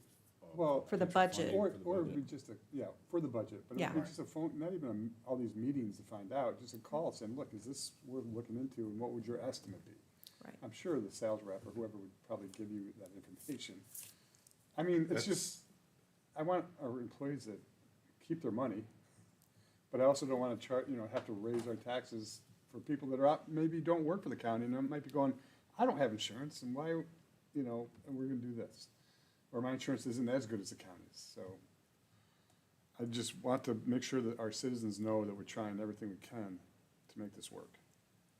Yeah, we can try, but, we go through this, our broker comes into Skyline every year, and we only got 52 employees, and I'm telling you, it is, It's a nightmare. huh? It's a nightmare, Oh, I yeah. know. You gotta look at 3 months claims going out and all that kind of stuff for them to, it's like, give me a price.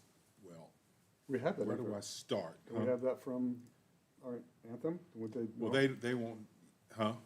What the claims what our are? claims were for the last 3 months or the last year or whatever? Yeah, they send us, Yeah, the renewal packet that certainly they try. send us has all of the total amount that they've paid out, estimate that, what they're gonna pay out the last couple months of the year and everything, so. I don't want county employees to be throwing stones at me. I just Yeah. think. No, Well- I will get with Ms. Struthers. She already did reach out to set up meetings.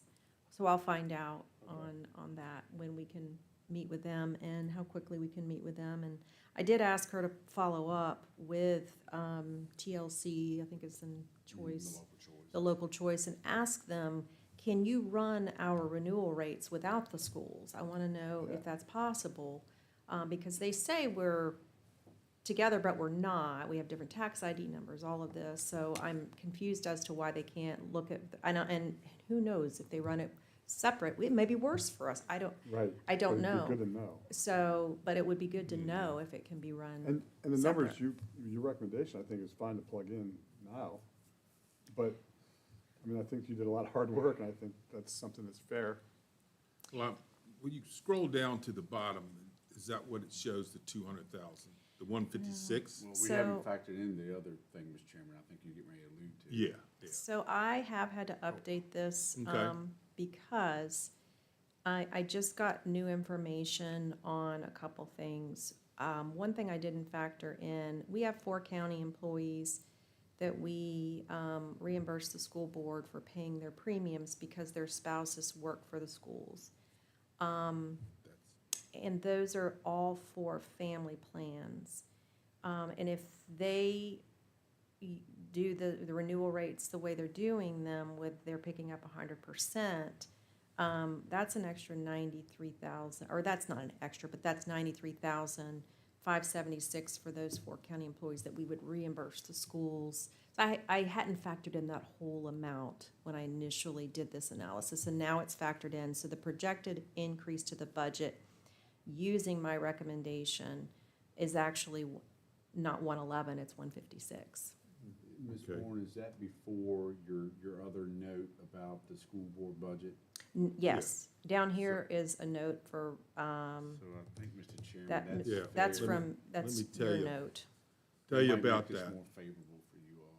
So the school board, when they approved their budget, when you guys were there, the school board cut 4 of the projected new positions out of the 8 from their budget, which created $185,000 savings, okay? So I talked to Graham about that, and they were gonna put this $185,000 into a strategic initiative fund. Okay, so they have, Graham says they have gone to legal, and it is legal that they can do that. And I was thinking about, it's like, okay, it's sort of like a contingency, except that when I was talking with him, it's like, okay, the Board of Supervisors, we will talk about, we'll let that happen as long as that money is not used for salaries and fringe, something that would have to perpetuate itself, or be unsustainable in coming years, if they want to use it for one-off things, okay? Now, the change now is Graham met with the teachers at the primary school Tuesday, a number of the teachers after school. And he came away from that meeting with them convinced that they need one more aide.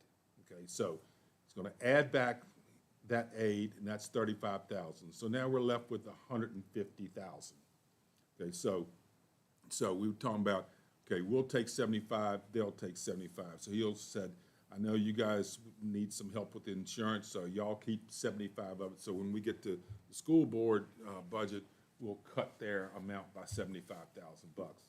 And they will put the other 75 in the strategic initiative fund, with the caveat that it cannot be used for salaries, anything that's ongoing.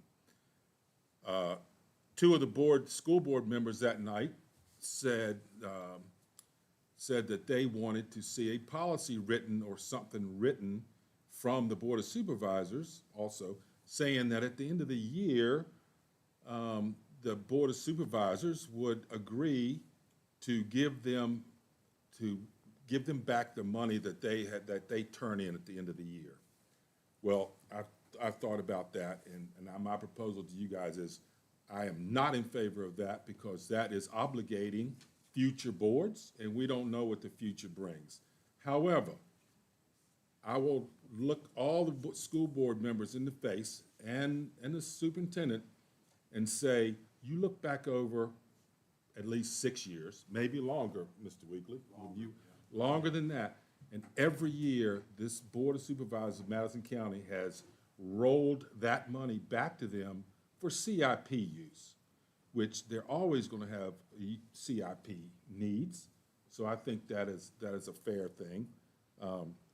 Whether that remains just CIP or whether it's something other than salaries, we can talk about that. But I would not advocate, and I hope you all agree with me, that we write a policy or sign an agreement saying we're going to do thus and such at the end of next year or this year. But you can look me in the eye, or look us in the eye, and we will agree to do that. So we've got $75,000 there from the school board reduction that we could put towards our health insurance, which would take that net increase here to 81. But that's still not, you know, when the school board chose to pay all of that, that set a precedent. Okay, now, you know, not absorbing the county employees is going to create a disparity between two groups of people who work side by side, or you've already seen, you know, that one line up there, live together, shop together, and the whole bit. So it kind of puts us in a bind, puts some pressure on us to do this, to do 100%. So if that was 100% up there after the $75,000, then that 81 would become. I was gonna put that in for you here, just equals that. Cover that 150,000, that has to be split in half, or can you take the whole 150? Oh, we could take the whole 150. However, that school board member, Graham, has gone to the mat for this, okay?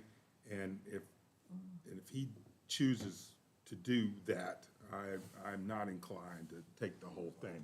That's just me. It's more What than is that this now. strategic, It's more than what is now that? with the- Strategic Initiative Fund. What is I have that? That would be schools. one-off stuff to do some kind of classroom improvement or student activity improvement type stuff. You know, we can certainly get him to come in and tell us, but, Things like restructuring study, yeah. curriculum study. Right, I mean, like the art room that we were in that time, perhaps it'd be something like, you know, let's do a little something in there to make that more presentable, that sort of thing. But the way I phrased it too, when I was talking to him the other night, is like, okay, so what I'm saying is anything other than salaries and fringe, anything other than something that would need to be sustained next year. And then, and he's agreed to come up with a written policy that specifies what they will and will not spend that money on. Yes, on their side, he said he would do that, yeah. So I think I would be satisfied with that. Right. It's in writing. I thought I was gonna have it today, but, Would you understand that 150,000 that we use for the healthcare because they funded 100% up there? Would you understand that or not? Yes, but let me just say this, we now have this is the first time since I've been on this board, that we have a school board member that's actually taking the bull by the horns over there and saying, we've gotta make some changes. And I think, you know, we can work with him.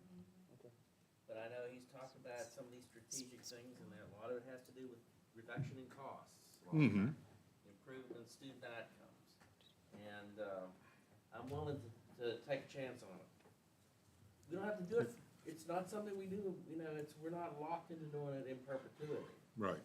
So let me fix this formula Okay. because I had the vacant positions up here before and I've moved them. So it's actually 141,000 of a net increase with the reduction of schools, if you do 100%. We pick up everything, it'd be 141. Yes.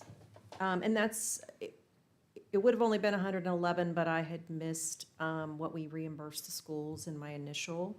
So now that I've factored that in, it's 141 instead of 100 and, I think it was 111, I can't remember. Yeah. 141,000 And I would to just, do 100%. I would just say, and it may get jeers or boos online or in person. I respectfully say this because I feel like I'm in a different role that I sit in now, so I need to advocate for team members. So,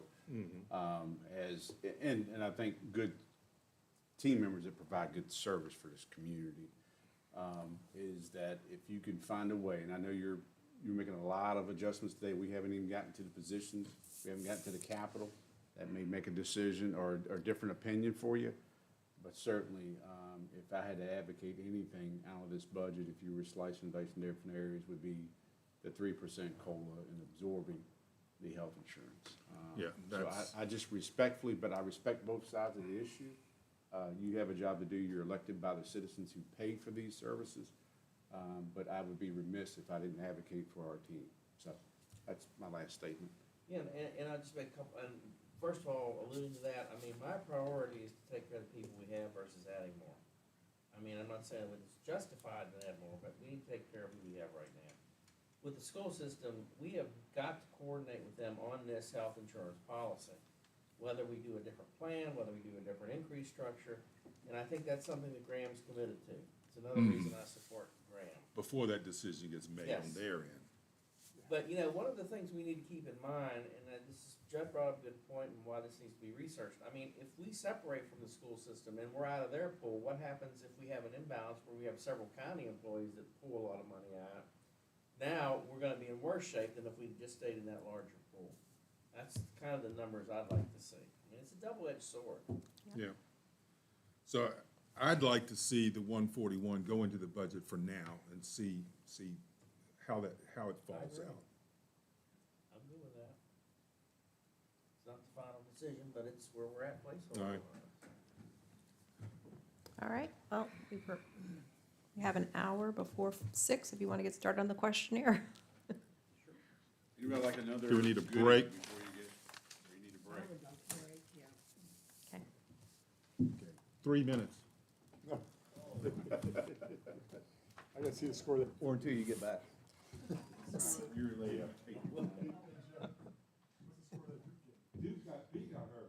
Oh, no, they didn't. Oh, don't say it. I know Daniel did well.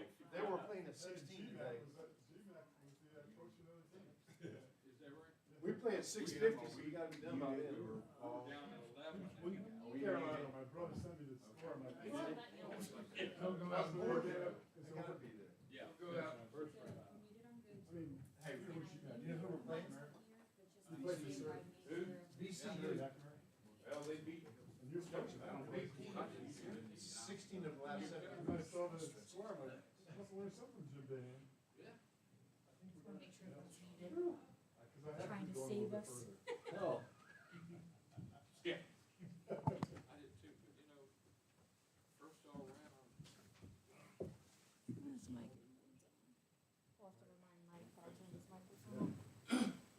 Michigan lost to them, and then they turned around. There were a lot of upsets today. And they lost to Purdue last weekend, and just, yeah.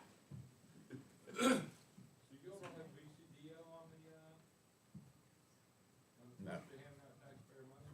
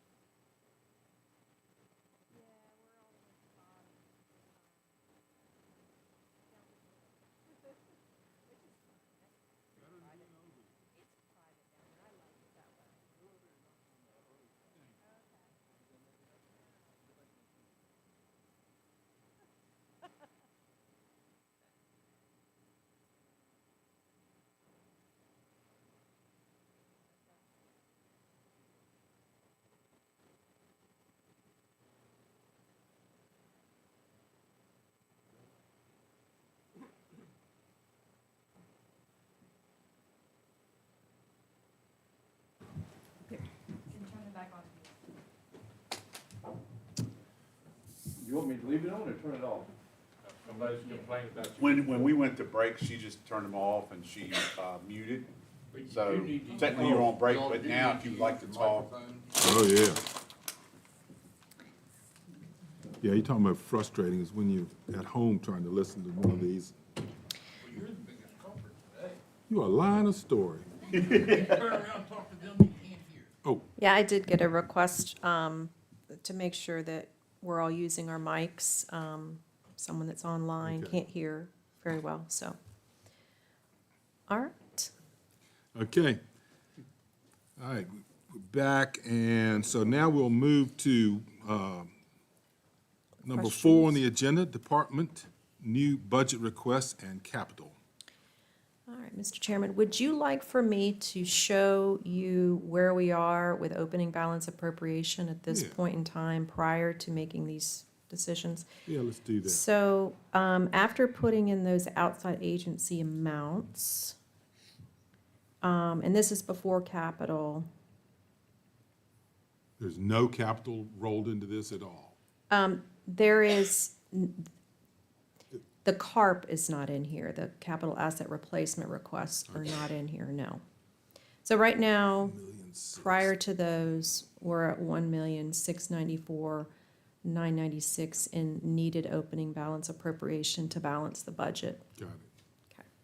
Last year, we did, that was about $1 million, that was about the same as last year. It was the same. In your budget book, this if you point. looked at it, it was like 1.4 something, but I think there was an amendment and maybe it was funded on the school side, so it was 1.6. Okay. Was the open appropriation. All right, so question one, on the operating, we'll go through the operational budget questions first. The first, I'm sorry, oh, on the packet. Let me take a look for you. Page 20. All right, questionnaire, yes, page 20. I'm gonna be using the Excel version. So let me go back to that. All right, so Animal Control had a request for the new part-time position. We had already factored that into their budget figures. So if you remove that addition of that new part-time position that's already factored in the budget, it would, there would be a savings to the operating budget of $20,000. So that would be your first guidance for us. And then there's a capital. A capital There's a request. capital item tied to that position, so yes, no would affect whether that amount is included or not. So the truck is not in the opening, not in your numbers at this point? No. And one other item, I'm sorry, Jennifer, Yeah. one other item that's kind of tied to it a little bit further down, it's at the bottom of the screen right now, the $12,000. If you did require or approve another part-time position, they would need a radio. So radio, truck, and position. I have a Okay, what, yes, sir, go ahead. quick question with that. And I'm not saying they don't need a person, and I don't think we should be adding any people right now, but if we did, and it saved overtime, but the cost of the truck, right? Do we have any county vehicles that are cycling out that could be possibly utilized that way if we were to approve this? Not saying we are. I'm not tracking any that are tracking out. I know Greg's plan, I talked to him about this as he was preparing his department budget, is the new truck, if all this would go through, the new truck would go to him, and then the part-timer would get that truck. The question, I think, one of you five may have asked me, can we get a used truck? You can do anything you want. If you approve this position, you want us to shop for a used vehicle, cap it at a certain amount, or if you want a new one. Their vehicles, I don't have their mileage or year sheet in front of me. I believe they tend to be longer life, even though they run the roads, but probably not as much as a deputy. Yeah, a vehicle would be needed. In our fleet, there was a truck that used to bounce back and forth, but we can't afford, all these multiple vehicles for a person to use. There was an extra vehicle that was bouncing around in the facilities and maintenance. However, that truck gets used time to time, either for extra projects or if they have someone else doing some work. If there's a vehicle go down, that usually is the vehicle that gets shuttled over to that vehicle probably need some service at some time. So we really don't have anything in the inventory.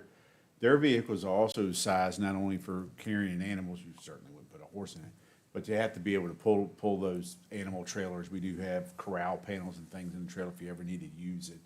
But that was Greg's rationale, was if you had a new person, he would order a new truck, they would get a part-time vehicle and something similar to an F-150 or something.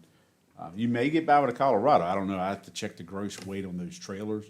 My thought is if you get into a large-scale event, you're probably gonna have more than one of them out there anyway. Right. So you would use one of the larger trucks. Yeah, I mean. And if a we don't- Colorado right now, like last year, I think we bought the one at the building zone, it was either 35 or 37,000. Yeah, okay, I just want, if we had, it might change my mind if we had one that was, because it's a part-time person. Then possibly that would be something we could do if it saved us money on overtime, but if not, my opinion is that we don't do it this year. So I had like a good hour and a half conversation with Greg about this yesterday. And I got a lot of notes on this. I think one of the main things about this that I took away from the conversation is it was, this was gonna go more towards a weekend help. He was talking about 24 hours a week at 18 hours, $18 an hour, and he was talking about maybe a Wednesday, Thursday, Friday, or a Saturday and Sunday. And I said, well, if they're gonna work weekends, you know, what are they gonna do on a Saturday and Sunday? I made a comment, they're gonna just sit around and twiddle their thumbs, or what are they gonna do? And he said, no, what they would probably do on the weekends is apparently they get data back from the treasurer's office on expired rabies tags, or actually from the Madison Companion. And they would sit there and over the weekend and call people with expired rabies tags and that kind of thing. And I think I don't think it went so much towards overtime, but more towards on-call times. I've got my notes here that every 6 hours of on-call, that they get an hour of pay. Is that right, Jennifer? Does that sound right? It is correct. It's 1 hour of straight time pay, not overtime Straight pay. time, yeah, not overtime on that. So if they were on call from 7 to 7 in the morning, they're gonna get 2 hours of straight time.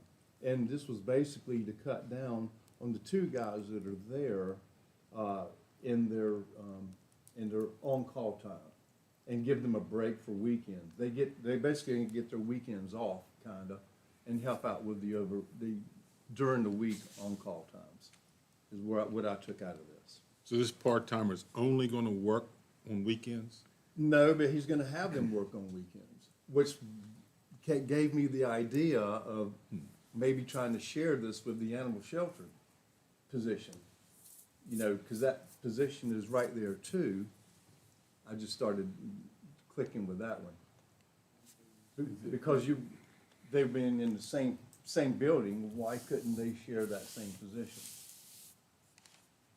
Well, this person's gonna have to be, certified and all that ACO stuff, and- right? They would have to Yeah. go to the academy, so Yeah. there would be Which they're gonna that. do anyway.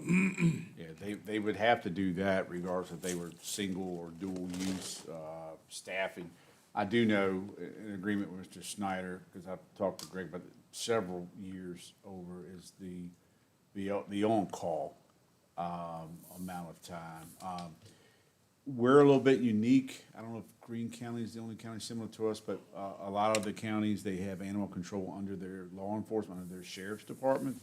That kind of helps spread and share the load. So, you know, if you're not doing ACO, they need you to run the roads or whatever, they can do that.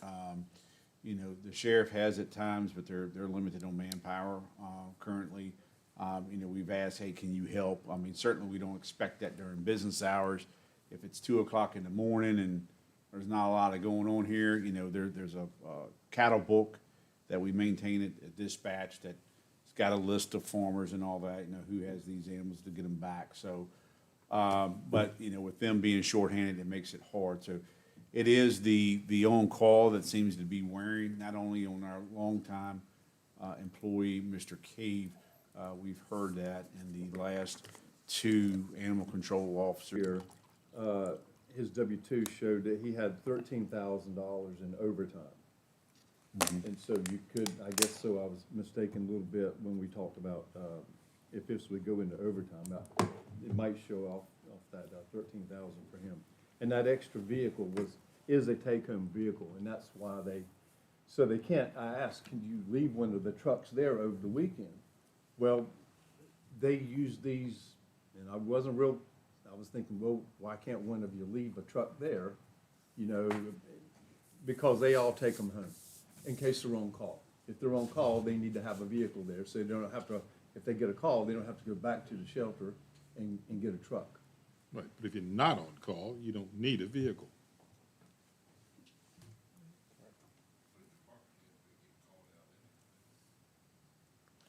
Well, But he wouldn't get on call, he wouldn't if he's not on, it follows. if he's not on call. It follows your basic public safety positions. Yeah. That's the thought of. And at one time, this was under the sheriff's office. I think that switched in the early to mid-2000s. But I think that was the reason, and as you're pointing out, they may not deploy, you know, they'll deploy straight from their home. And that call could be in Uno or it could be up in Banco, but they come from home. So where are we on the budget page? One more time, I didn't write that down. $1,694,000. Yes. And right now, to Right. point out, Jennifer mentioned that PT position's salary is in your budget. It's Yeah. part of that number. The capital is That's right. not. Okay, so we got to read these, the answers. This is, do you remove it? Correct. As opposed to. If it's a negative, it's already factored in the It's in- budget. Yeah, if it's a negative, it's already in. Okay. So, so we, huh? What do you want to do? Huh? You want to remove it? And once again, if we keep it, like Jonathan said, an extra 12 goes with that handheld radio. The radio and the truck are tied to this position. The truck maybe not, huh? I mean, is it? It's like, I mean, Carter Yeah. said, you know, I mean. I think you're gonna have to, because if you have 3 people, 2 people, let's say you have a large-scale event, thankfully, the wildfire didn't cause, you know, a lot of those up in the mountains, that was more wildlife than it was livestock, but if you get large-scale events, you certainly could use those multiple vehicles. Well, let me ask this question of the board. If you didn't have to purchase a vehicle, would you be inclined to leave the position in? I just want to understand that from my perspective, because I could always go back to Mr. Cave and ask the question, could you not have a vehicle and have this position part-time? Or a used vehicle for I believe that 40 grand. I definitely agree that that we could probably do a used. We do a use or look at a smaller vehicle. So I gave the example of a Colorado versus a full-size truck. Right. There's definitely a difference in pricing on that. You still have to outfit it with things like they have lights and all that. I think he is actively looking to, scavenge is probably not the best word, salvage. Some of our deputy patrol vehicles are going up for auction. I think there's 4. So he's looking to take sirens and things like that you could use either on existing or new fleet. I'll take the whole thing. The radio, if you want the person, the radio would need to happen because they have to have a radio.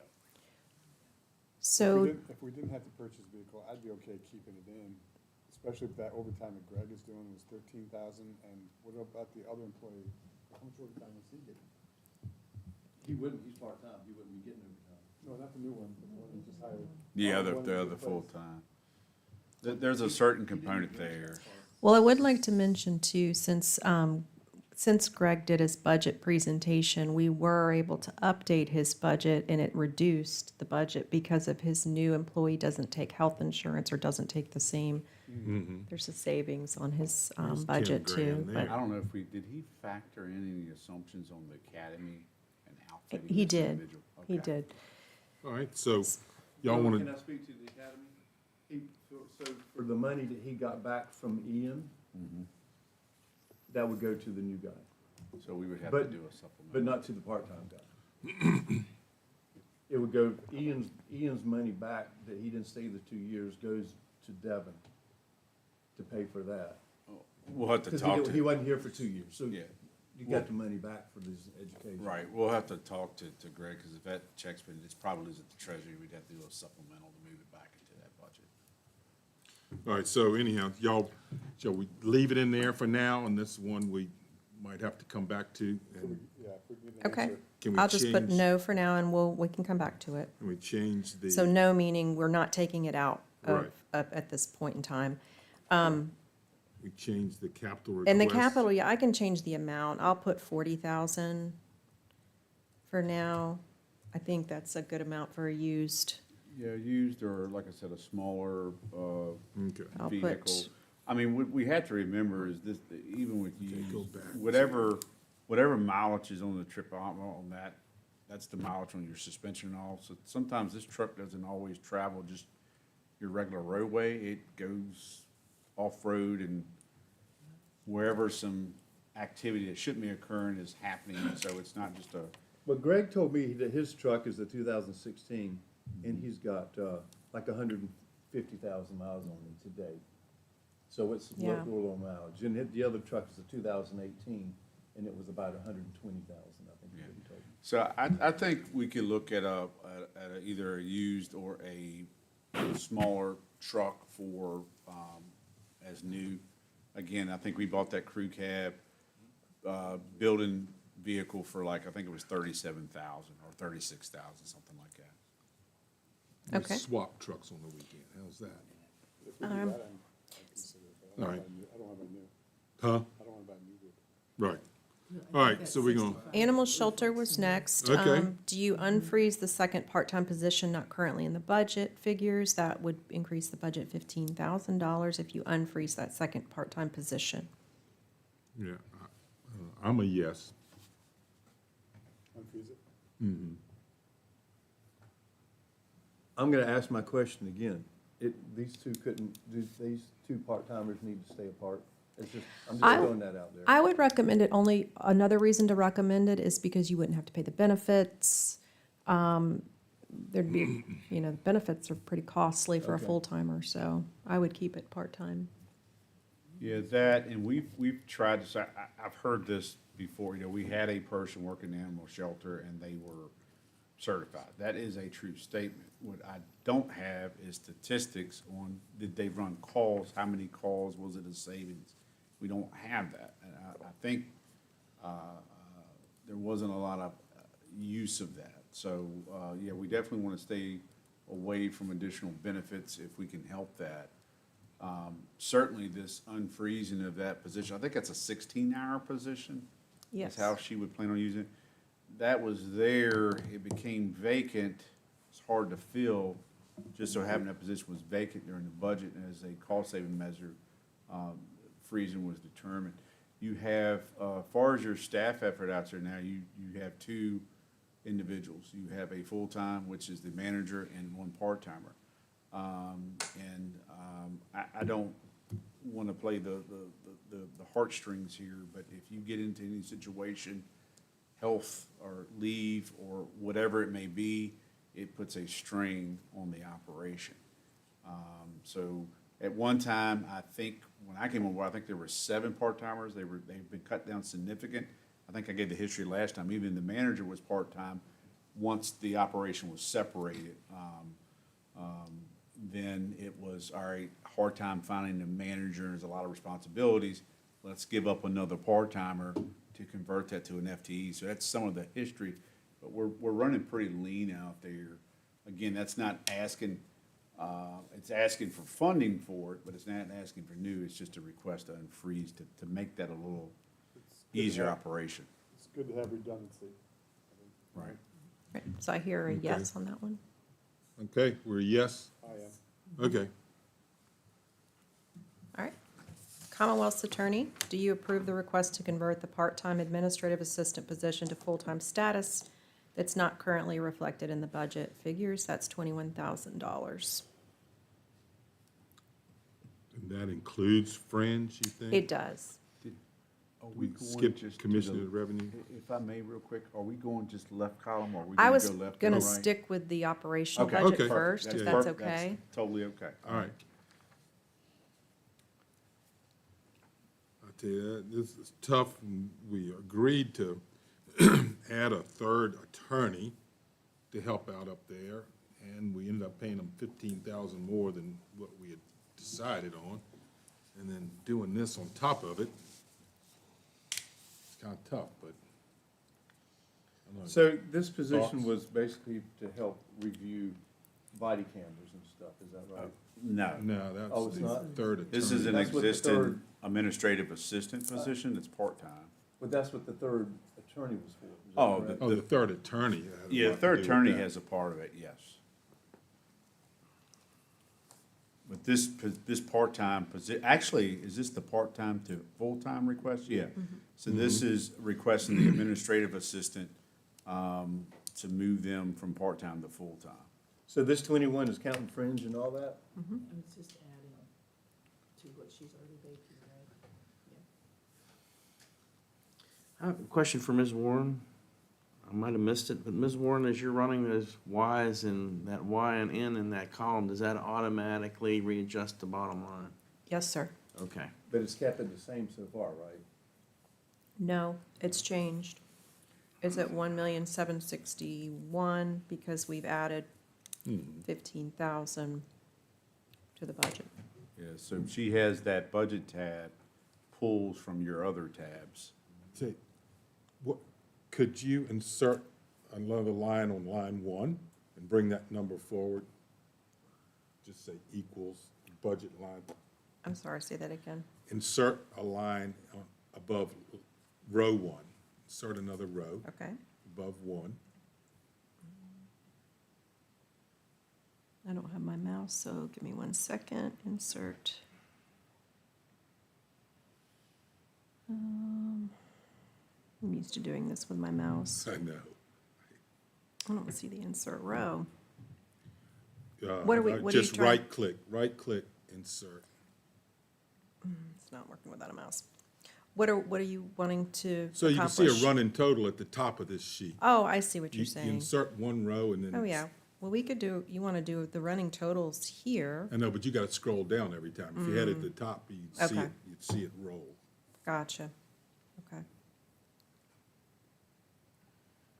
Yeah, I'm not able to do it without my mouse.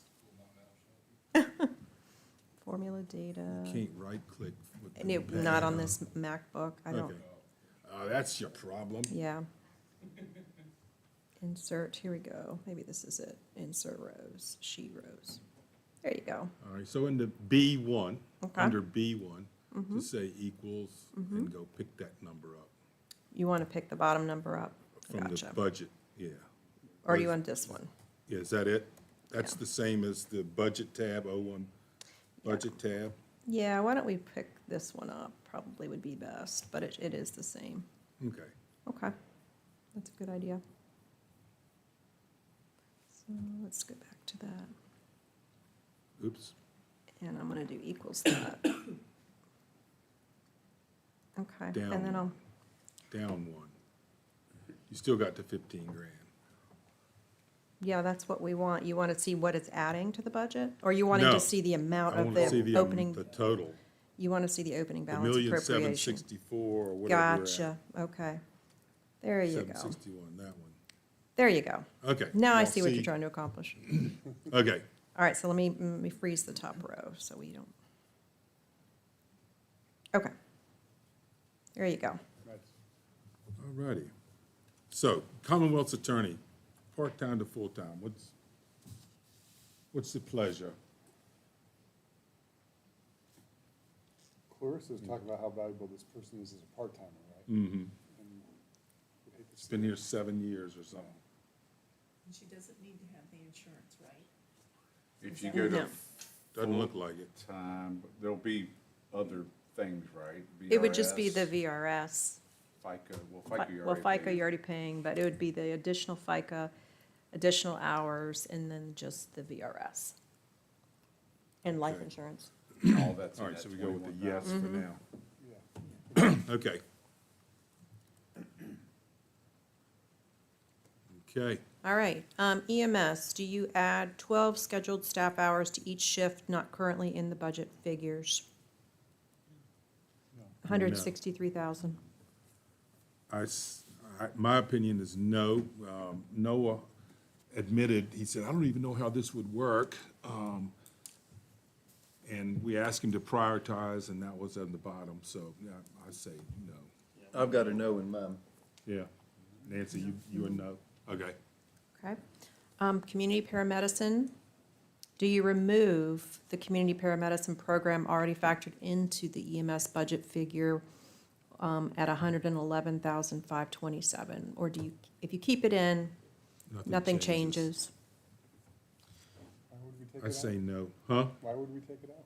The community paramedicine? Well, we just, If it's you an don't- option, so it's she an just wants to option. know, We wanna keep do, yeah, so put a we're no adding- in there, do you wanna remove it? If you wanna Yeah, remove it. but they are almost certain they're gonna get a grant to cover that. That's anyway. what I say.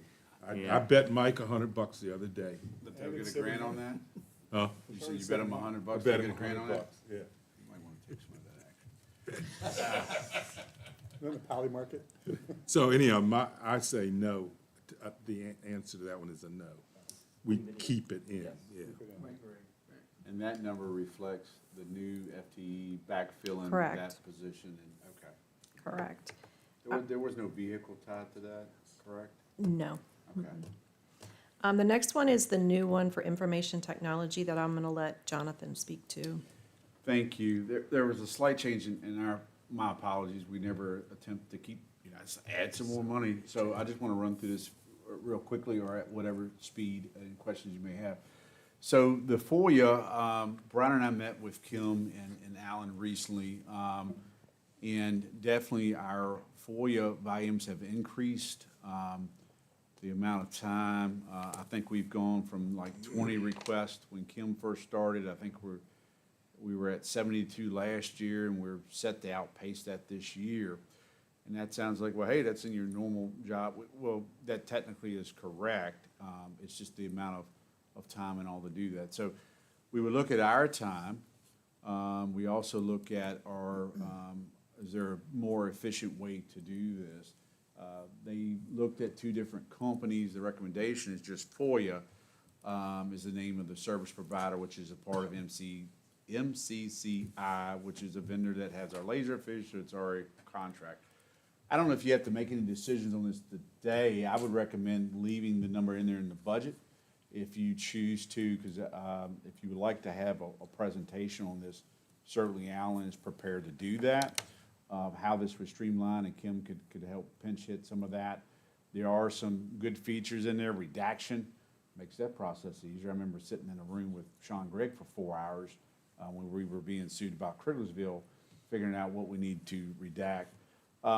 It also gives a feature to the public on, it's a repository. So think of FAQs, you got regular frequent asked questions. If someone, is interested, if we've already done the work and it's loaded in the bank of FOIA, you just go there and get that. We don't have to recreate that for you. You don't even have to waste your time sending a form to us. You get to the site. So there's advantages for that. Again, I don't know if you have any specific questions on that. I think that was a little bit over $6,000 hit. A little over 1,000 of that is a one-time setup fee. So you would have an annual cost of a little over $5,000.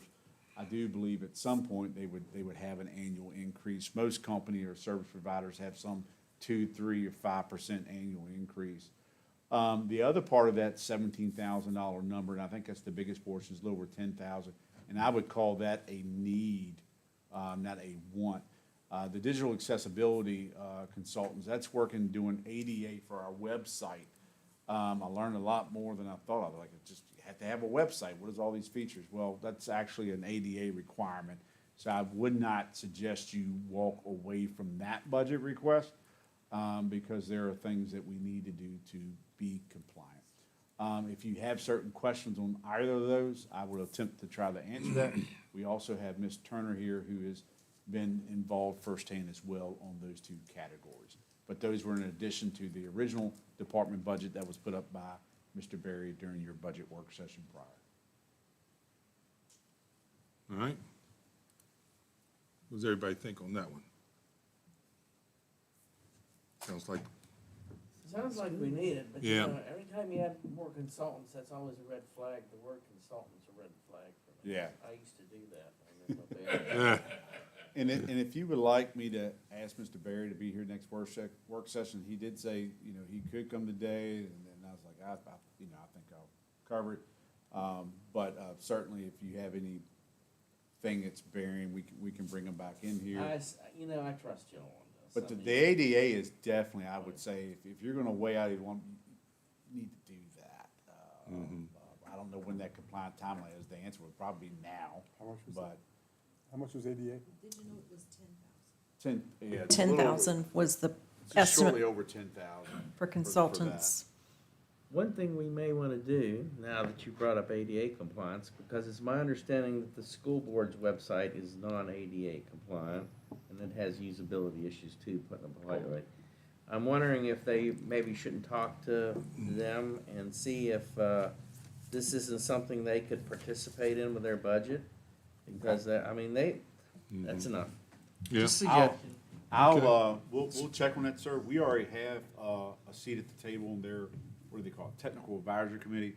You all tasked Mr. Gordon initially, but because Alan just loves this stuff, we have tasked him to sit on that. I think they're currently looking at things like security and panic buttons and stuff, and phones.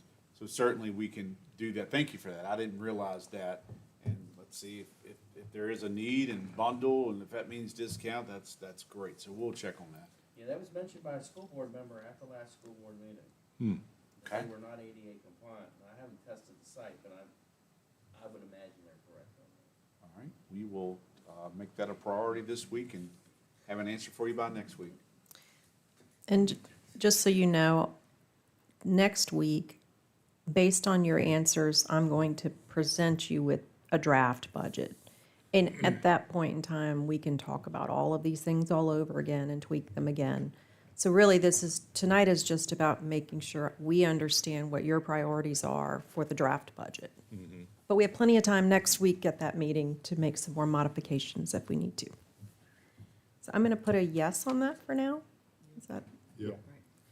Okay. Now, Parks and Recreation had two things that they put in their budget, for their operating budget. One was their part-time position going to full-time status, and they also put additional operating costs to fund, I believe it was 6 new hires for the Hoover Ridge Park operations.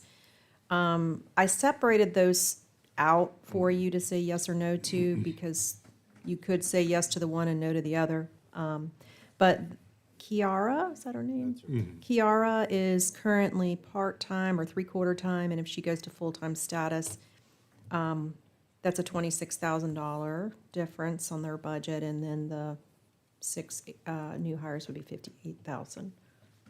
And I think it was Mr. Weekly's recommendation possibly to look at the 6. I know initially we were kind of discussing this when they were here. Yeah. You know, it was assumed it was gonna open sooner, and it's like, we can control that. That's something we have control over. You know, do you move that down to 3 months worth of cost? I stand by, if you're asking me a recommendation, just remove it totally. We do not know, I mean, it's ambitious, we would like to be there. My main focus is getting hockey ready for fall. We would love to have a splash pad. Hockey has to go first in the lights. And I think that's something you have control over when projects are complete and ready. And with that number, not you always like to be responsible in the budget, but, if you did get in a bind, you want to go to contingency next year, we've been, knock on wood, very fortunate not to have to really dip into that year over year, but I think you could revisit at that time. I do not think it's, remember, your contingency policy is based off your operating funds. So the bigger your operating fund, you're required to have 1% contingency. Do you really need that added cost? So it's gonna hit there, and it's gonna hit in that 1% factor. Yeah, I agree. I would say, my opinion is, do not remove the part-time to full-time, but do remove the 58 grand. I'm good with that. What do you think, Mike? Nancy, is that good? Yeah. Okay, Yep, I agree. so that's what, a no and a yes. Yeah. All right. The next is operating question was Sheriff's Department. Do you approve Sheriff's request for additional raises beyond the 3% COLA? That was $58,000. And then they also had a request, and we've already put in the budget, remove the full-time court security position. The question is, do you remove that? That's already in the budget. That's a $38,000 change. And as a reminder, we do have a letter of support from Commonwealth's Attorney Clarissa Berry for that full-time court security position. Yeah, I've got two ends on that, Quick, two no's. do you? I have just a question on the sheriff raises. I know our biggest problem isn't the starting pay, but it's the 3 to 5 year mark. Is that where the raises would go in, or is across the board? For me, well, I talked to him and it was across the board.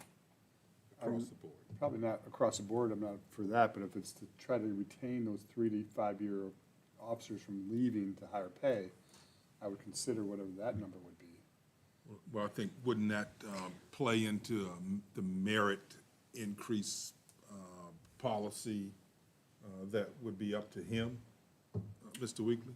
Well, Or- the merit, if you wanted to do it by merit, you know, that comes by performance evaluation. Yeah. Those are done every year, but you all decide if you provide funding for that. So he can say, hey, you know, I like to have my folks advance through their pay scale or promotions, whatever it's based on merit, but if there's no funding for it, you can't give the bump. I see where Mr. Buchanan's going. The folks that we have, I should say the majority of them, but I think when you look at the years, I don't know if you have that spreadsheet or whatever, but put that in perspective. It wasn't this, we lost 12. Now granted, you lose 2, that's still a lot on a small department.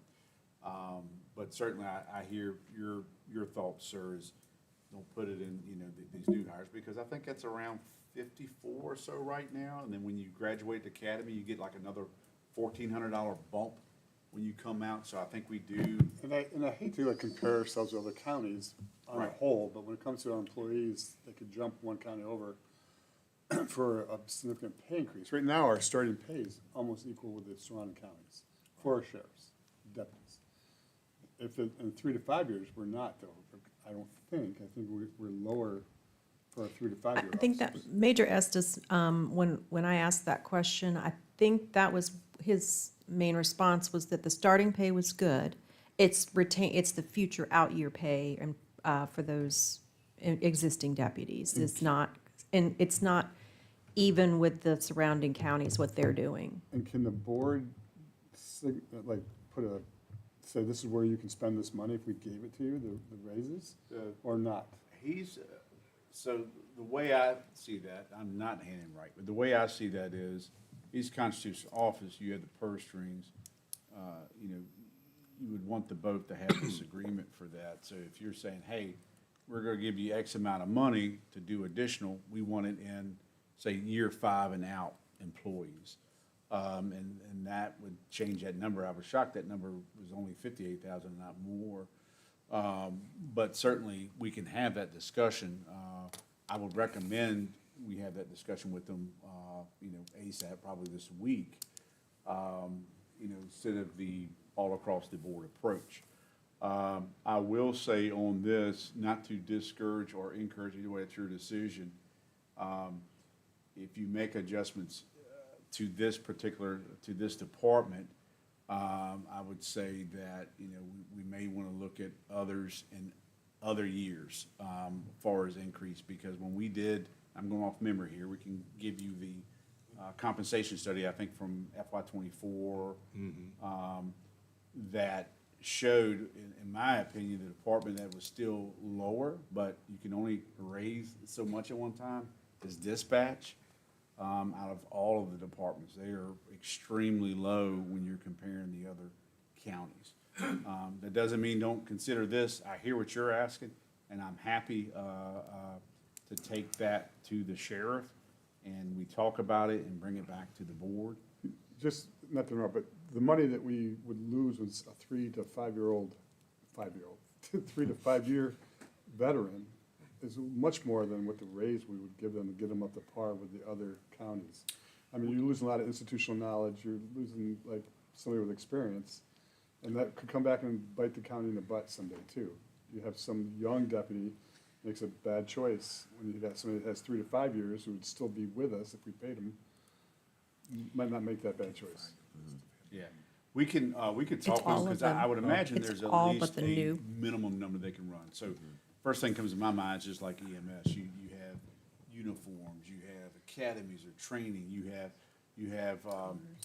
can't remember their orientation time, but like I know like for EMS, just because you graduate or whatever, you just don't go out on your own as part of crew. You're gonna be that extra person on the crew as they go through and check your techniques and all. So I'm sure there's some orientation or onboarding time for them to be released on their own. So that's where the money and all that we would have to look at. So there should be some type of minimum number we can get from, hey, we lose so-and-so, what is the cost of that and these factors?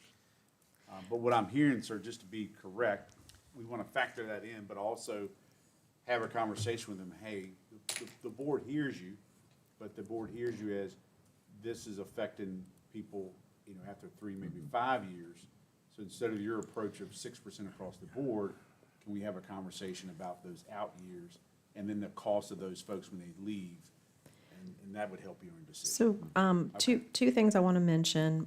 First of all, everyone in the department is put in for the 6% increase minus the 2 new employees that are still in the academy. And the way Sheriff came up with his 6% is as follows. 2% is the state. The state comp board is doing 2%, projecting to do 2% raises. And Sheriff is wanting to do an additional 2% on top of that. And then 1% was for last year of service that was not given plus 1 year for this year. So it's the year of, year of service? Yeah, the years of service. Years of service, excuse me. If I may, and Jennifer may have some thoughts on this as well, if you choose to, that's your choice. When we did the years of service, I don't want to speak for the sheriff department or the other department, but I do believe there's this thing out here that may be factored that they're going to continue to get that. We did that, and I'm speaking for myself, but we did that as a market analysis to get folks up to acceptable, marketable level to be competitive. That's what went in that compensation study, your duties, your grade levels, and comparables. So we didn't set this thing up to where that's going to continue. You're going to get this, I think it was 0.5% for every year, capped at 5 or 7 years total experience, something like that. And we did that for EMS as well. So it's not just law enforcement, but there's not this, correct me if I'm wrong, this continuum. Not saying we shouldn't look at this because there may be disparities, folks leaving for whatever reason, but we did not set that up, and I don't believe it was the board's desire at that time. We're just gonna keep adding a percentage based on your years here. It certainly helps you move up through the pay grade, but we're not on a step scale like a school system. So I'm not advocating for or against, I'm just explaining how that compensation and classification pay study was done. Yeah, the way I see this line item is that I think we need to separate talking about COLA across the board like we are for everybody versus any pay scale adjustments or incentive or whatnot. I think that's actually a separate conversation we need to have. Because what's going to happen if we do this automatically, guess who's going to be knocking at the door next? We all know that. And in some ways, the school system, and I agree with what they're doing, they're giving their teachers an extra 1%. Well, okay, that starts setting a precedence countywide. And I would rather, for now, just say, okay, sheriff's office gets 3%, then we can have a conversation with them about other adjustments to their pay scale to be the most effective based on how much money we have. Yeah. And I agree. I mean, the attrition rate, 3 to 5 years, it's costing us money. I realize that. But just to say blanket increase, no, we can't say you're getting 6%. EMS is going to come back and say, hey, we need 6%. Everybody else is going to come back and say, we need 6%. So that's why I'd like to separate it out. It's not that I don't support this, but I think we need to be really careful with how we do this, how we approach it. Yep. So the answer for today on the line item is a no. That's what I would put for today. Yeah. Pending future discussions. I should not have stuffed my mouth because it's a terrible time to talk. And how about the court security position? Is the board in favor of that position staying in?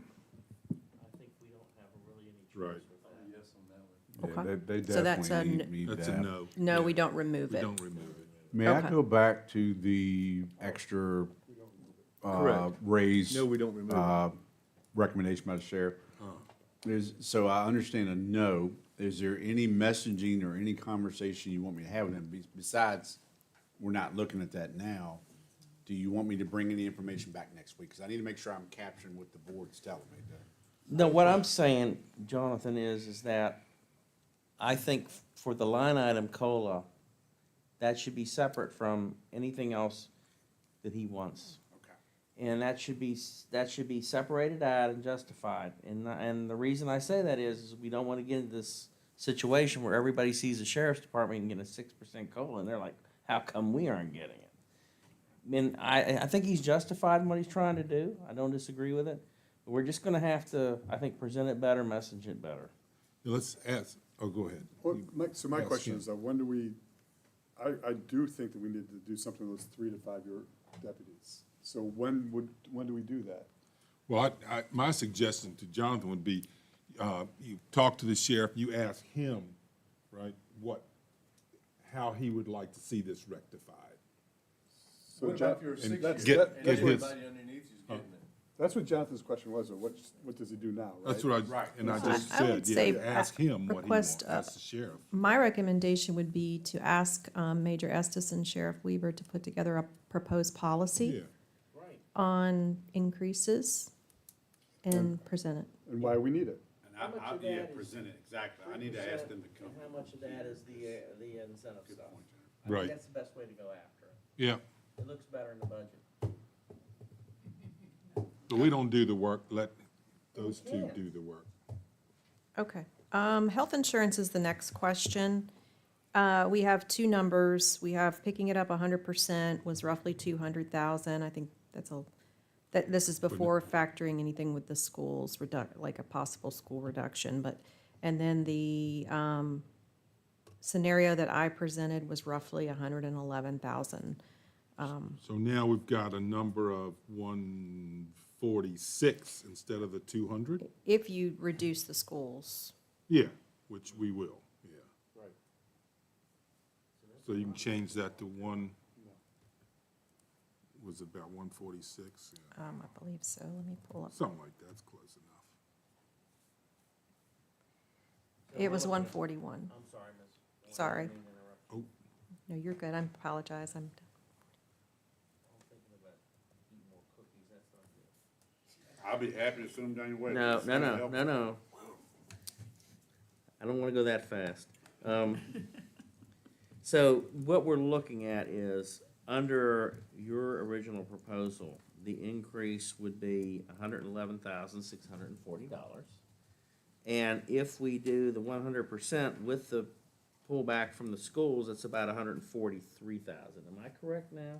Yes, So sir. we're looking at about a $30,000 difference mhm. if we go with the 100%. Yes, sir. Thank you, ma'am. Sorry to No, you're confuse you and myself, which doesn't take much for me to confuse me. So I'm going to change the question to, do you pick up 100% of the health insurance increase? And you would have to reduce the school 75,000. And that brings it to 141. So that's a yes. Okay, And the next one's a no. okay. All right, then. Oops, it didn't change. Well, the no shouldn't have changed, but this should have changed. Yeah, this should have changed. Yes. No, because you're not adding any more. That would have been if you were to add that 111. So if you would have done no to that and yes to that, it would have. Are you saying, Cardi, when she Mine. went from that original 200 number to Yeah. 141,870, there was no change? Take both the yes and no out real quick. And we are at 1742. So we want to pick up another 141, huh? But no, it's the 111,640. That's a no. We're not It's- picking up another 111. That's not already in the budget? No, Okay, no. These would just be what you would be adding to the budget. okay, mine switched it. Okay. The next three questions are COLA related. I factored in what the savings would be if you lower the COLAs from 3% to 0%.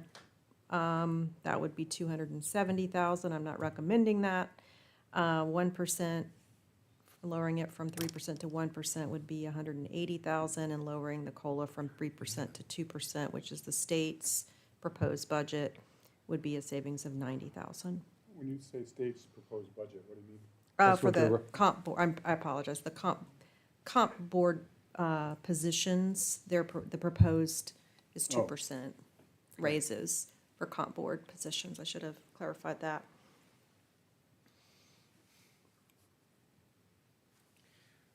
No, I'm sorry, I'm backing up to Yeah. 3 steps here, despite, if we finally choose the policy of picking up 100% of health insurance, I still think we need to continue on with Ms. Warren's efforts to try to incentivize our employees to choose cheaper plans. Or us to find better plans, maybe with a HSA, I don't know, but I think it's something that, going forward, we're gonna need to keep on. Mm-hmm. And I don't wanna throw Ms. Warren's work out the window saying, oh, well, I think it's really super important. I So- agree with you, Mr. Jewett. I think Tilly and I are definitely gonna have those meetings sooner rather than later. Okay, thank you. Again, apologize for backing up. All right. If you want me to skip that, I can go back up to I wanted to do the capital next before we talk about revenues. One thought, Mr. Chairman, if we do pick up 100% of the health insurance, Yeah. would it justify us moving from 3% to 2% COLA to match the comp board? Just throwing the idea out there. Yeah. It would be tough reconcile between county employees and school county employees. That's the catch. Yeah. Schools getting 3%. Mm-hmm. Well, and the teachers getting 4, but the What we looked admin at- 3. And correct me if I'm wrong, Jennifer, you know, whether it's Social Security Administration or, I can't remember the other two that we used to review, was it like 2.7? Yeah, roughly was 2.8 was, and I checked with the surrounding counties too to see what they were doing, and they were doing anywhere from 2.5 to 3, most of them, so. So we did, I just wanted to thank you for that. I just wanted to reference, you know, what sources we look at, because a lot of folks, you know, they talk about Social Security, and that's a good one to be tracking, but we did look at various ones. So that's kind of how we got to that 3.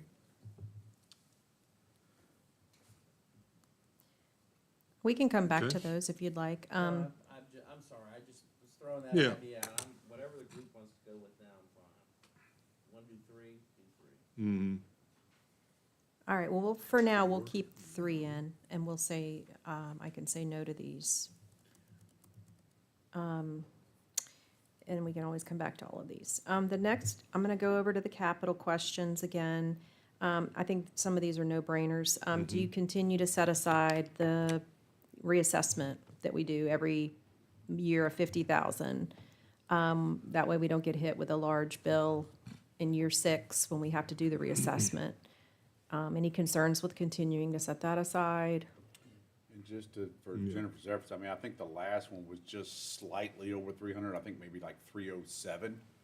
So, you know, we'll have to keep track of that total number, what other counties are doing to make sure that that'll cover it. But that was the approach that we were able to not get hit with the big number when we went through the last mass appraisal. Do they get any cheaper by doing them in a shorter term? I would doubt it. Yeah, I don't know. It may even equal, I mean, this is speculation, sir. It's a very good question. It may equal out to, you know, which you would pay. You take your 6-year total and divide it out, that may be the same cost. I do know that, you know, some counties take the approach, hey, we want our own assessor office. I'm not advocating one way or the other. Well, I guess I probably would as a citizen. If you do that, you have to, I mean, you'd be standing up more people that would probably go past that contract number. Good idea. What's that? Yeah, put it aside, yeah. All right, and then we've got the voting equipment question. Do you begin setting aside capital money for the new voting equipment? Which, when I talked to Ms. Eanes on that, it was, we recommend would be 40,000 over the next 3 to 4 years. And obviously, as she mentioned, it could be less than that if you reduce the voting, number of voting poll places. And I'd like to, if I may, call on Mr. Smith. He's on the electoral board, may have some thoughts on this. This is my last Hang year on. on Here it comes. Thank you, Kim. This will be my last year on the electoral board. Whatever the governor's political party is, will get my seat. And we had mentioned to you in the past, we currently have 8 precincts plus the cap, plus some others that we have to account now by, hand-counted ballots have to be run through a machine, even if there are only 2, whatever. But we have 8 precincts now, regular precincts, not considering the cap. We had talked in the past of being able to reduce those probably to 4, meeting in each of the public schools here in town. If that's the way you want to go, that'll cut the equipment cost in half, almost, and some other operating costs. But if you want to move in that direction, then I can get that in place, so it'll be difficult to overturn. You would use the 4 schools for the 4 precincts, you say? Yes. Hey, Jim, do you think that would cut down the amount of voters? Nope. Because over half of them are voting early. Yeah, because that geographical location, it's at that point, there's not much difference between the school location here. The numbers are extremely high for the constitutional amendment right now. Oh, they are. What, 741 when I came in. The other thing I like to add, thank you, Jim. The other thing I like to add is that the last time we went through this cycle, I think it was a lease purchase. So that's where I think there was like 25,000 or 30,000, whatever it was per year. So, you know, there may be some option. By putting money away, you could fully fund it, assuming. Or there may be that option again of lease purchase, so, you know, that number of annual contribution would go down. So your choice, but it is worth noting because the electoral board and the registrar informed us about the equipment. The district consolidation, whatever we want to call it, definitely would help that mathematical equation. Just to refresh Yes. my memory then, is this $40,000 per year for the next 3 years or for the next 3 years? No, it's per year. Okay. So we could cut it in half for 3 years. Yeah, I think that, We didn't want you having a surprise. right. So we could shop equipment to kind of get, you know, quote number, you know, like now, but have to do that each year. And then that plus whatever voting or polling places occur would determine when you would stop putting money in that bucket year over year. We definitely know going back to the mass appraisal, Cut it in that's a half. 6-year. Yeah, that's what I said. All right, I'll put We'll it cut to it in half. 20,000. And, yeah, don't y'all think having 4 polling places would suffice? It makes sense, of course, it's gonna be a lot of blowback. Of but course. There always is. Yeah. Schools will have, early conversations that they would have that a teacher day and service day. There'd be no students. Y'all talked to schools about it already? Okay. Well, let's go down that path. What do you think, Nancy? Well, I always like working those precincts, but, You can still work the I'm precinct. thinking, I know, I'm just saying, with the, if it's just at the schools, so it's kind of all together, then instead of situated around the county, I was thinking of different placements around the county, but we have so many early voters now that. Yeah. Yeah, it's changed. Can we open Kirkwood for school? Huh? Yeah, we could, that would be a good one. We pay ourselves to use our building, but, yeah. But, no, I think it's a good idea. So let's, All right, I've got it Set as that in motion 20,000, then. but I put a note that this All right. assumes reducing polling places. yeah, okay. All right, So The next is an EMS request. There's actually two requests from EMS. The first one is, do you approve the capital request to purchase a Ranger side-by-side with outfitting and trailer is $42,514? No. Okay. And then do you approve the capital request for Concise, which is a mobile networking for first responders, supplies, and equipment? I don't know much about Concise, but you Yeah, might. I've talked to Chief Hilster, but I even talked to Mr. Gordon recently, and when you all allow for that position, part of those duties, I've given Mr. Gordon oversight of dispatch and EMS on a daily oversight. So we've talked about this. I don't use this equipment every day, but my understanding is this equipment, it allows them to enter reports, and it syncs with hospitals. So as they're en route, that information goes into the system and to them. So apparently they have similar things now. This would just be replacing it. So Brian thought it was a good idea. Chief Hilster, obviously he and his team. So we, as administration, we support it. Still your decision, but we support it. Is this something where they didn't have to come back and do the report? They just did it right there while they were on the scene? I don't know if it certainly, I'll have to ask, because I don't know if this is the reports that they are required to do down there. I definitely know it's kind of the incoming, inbound stuff you're putting the patient information in as you're en route to the hospital. I'm not sure if this would be their final reporting that they do. Yeah, my understanding was it just, it's a way for the information to get to the hospital in advance of them getting there. Yes. The networking, that's. Yes. But we've done it with the equipment we have now, we've done it. Yeah, it would be an upgrade to what they currently have. Right. I don't know. So Brian's in favor of it? Yes, sir. All right, so we want to put a yes there. And Wait, then is there any savings come with back. equipment we're not gonna be using to send that? Is there like a monthly charge we're gonna be saving because we're not gonna use what we existing have? Let me look at their quote again. Yeah, 'cause I don't know if it's the same service provider as far as subscription. It's a That would probably be where 5-year we're saving is net. The equipment would be no value, but we can see if there's a change in I'm just subscription. Yeah. Do you want us to ask, and we could put a note of this for tonight and ask that question, or put? You can put a yes tonight, but still Okay. ask that question, and if it comes back, Is there any Savings, whether okay, there- yep.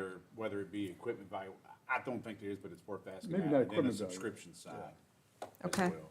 Yeah, let me make myself a note. All right, and then while I'm making a note, the next one is from the IT department. Do you approve the replacement of phase 2 of laptops and desktops, which is another $40,000? Last year, they were funded $40,000, I believe, for the first phase of replacements, and this is the second phase. So I would encourage you to, especially everything we do now, I mean, it's moved, computer-wise, is just stay on your, this is your CARP, type of plan. You have some assets that have to be changed out every 5 years, some are longer, but definitely I think it's worth sticking with your plan. So the plan is to refresh every 5 years, or?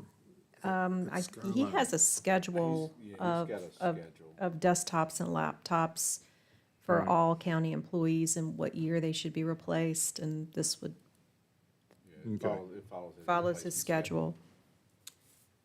Okay, it is what it is, huh? All right, and then Right. next is, this is Parks and Rec. Yeah, They have a request for a zero turn and a new aerator. So the equipment they have out there, I mean, it definitely gets used regular. I think, the time Ira gets on that thing, I don't even know if he even eats lunch. I mean, they mow a lot. Aerators, that kind of goes without saying if you've got to fertilize, overseed, whatever you're doing out there. So it's really just replacing those long-term assets that they have out there now. They're at end of life. yeah. Yeah, I think both of those, we got to replace those. All right. The next is the Sheriff's Department capital request. There's two requests. The first one is regarding vehicles. The initial request from sheriff was to replace 7 vehicles for $432,075. I put an option in here to replace 4 because that's what we did in prior years. I was asked to put that as an option in here. So if you replace 4 instead of 7, it would be $246,900. And then there was a request to replace their magistrate system equipment for $5,000, and then their fingerprint system. I put those as separate line items for $17,136. Yeah, I say no to 7 vehicles, yes to 4. And magistrate system and the fingerprint, I think he explained that when he was here, so I don't see where we have much choice on those two. And the employee, the employer, which is us, get benefit of that because not only do they do their normal fingerprinting up there for various reasons, any new hires, they do the fingerprinting for those folks up there. All right. The last capital item is a newer one. This was the approval to replace the middle school, high school HVAC, 2 units that are not currently in debt funding. If we spoke to Dr. Timmons about whether that could be done in FY '26 or '27, it's going to require engineering, A&E, whatever that term means. Architect and engineer. Architect and engineering. So they would upfront need about $100,000 for the engineering costs, and that engineering would take until May of 2027 to do. And then in May of 2027, they would order and install the new equipment.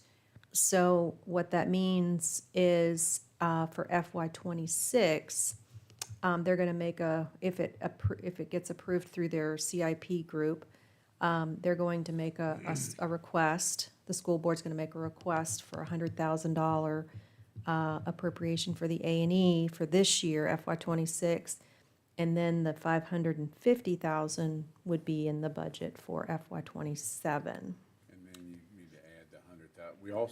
We also learned, I've got to quit calling because new things come up. But we also learned there's a unit failing over at, they call it the Boys and Girls Club building. It's the old cafeteria. It's still part of the Waverly Howe complex, let's just say that. They estimate that as 100,000. So that's how Jennifer got to the 650, right? Yeah, I hadn't changed it, so let me make the note. I was gonna put this down to 550. I'll put this to 550, and then do a new line.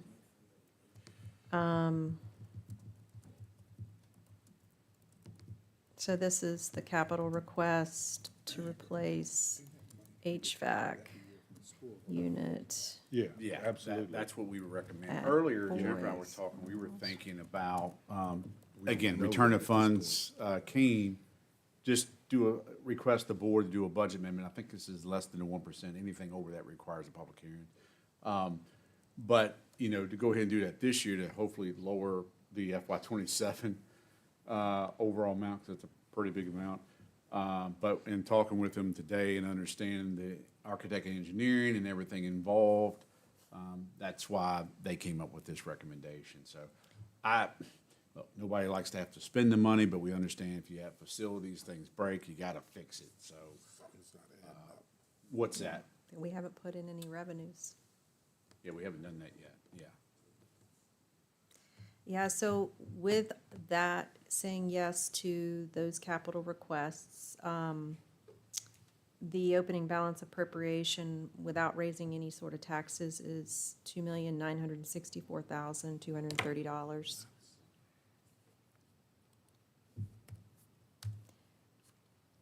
That's not what I came up with. Okay, well, Did you have the 650 prior though? You or- might not have had that. No, I was asking No, I his, just- he's doing yeah, I some just- calculation. well, I've got her spreadsheet, so I'm at 2,434, but So, anyhow, we'll figure that out. yeah, so for the Okay. taxes, I put a couple questions here.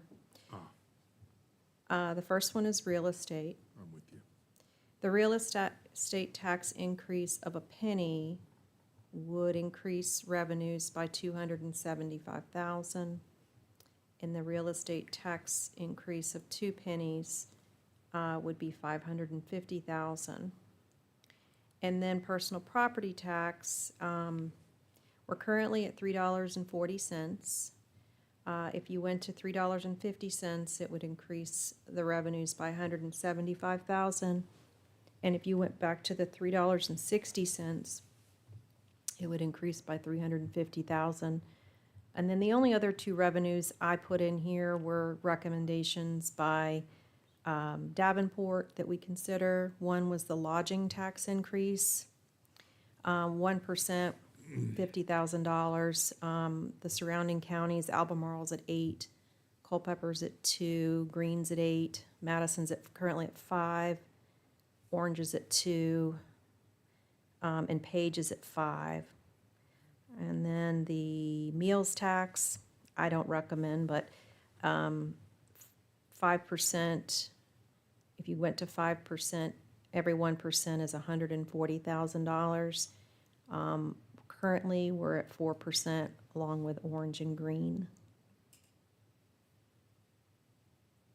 I looked up Culpeper and Albemarle, and they were 6%. Okay, for meals. But are you looking at town of Culpeper or Culpeper County? Both. Both of them are at the same rate?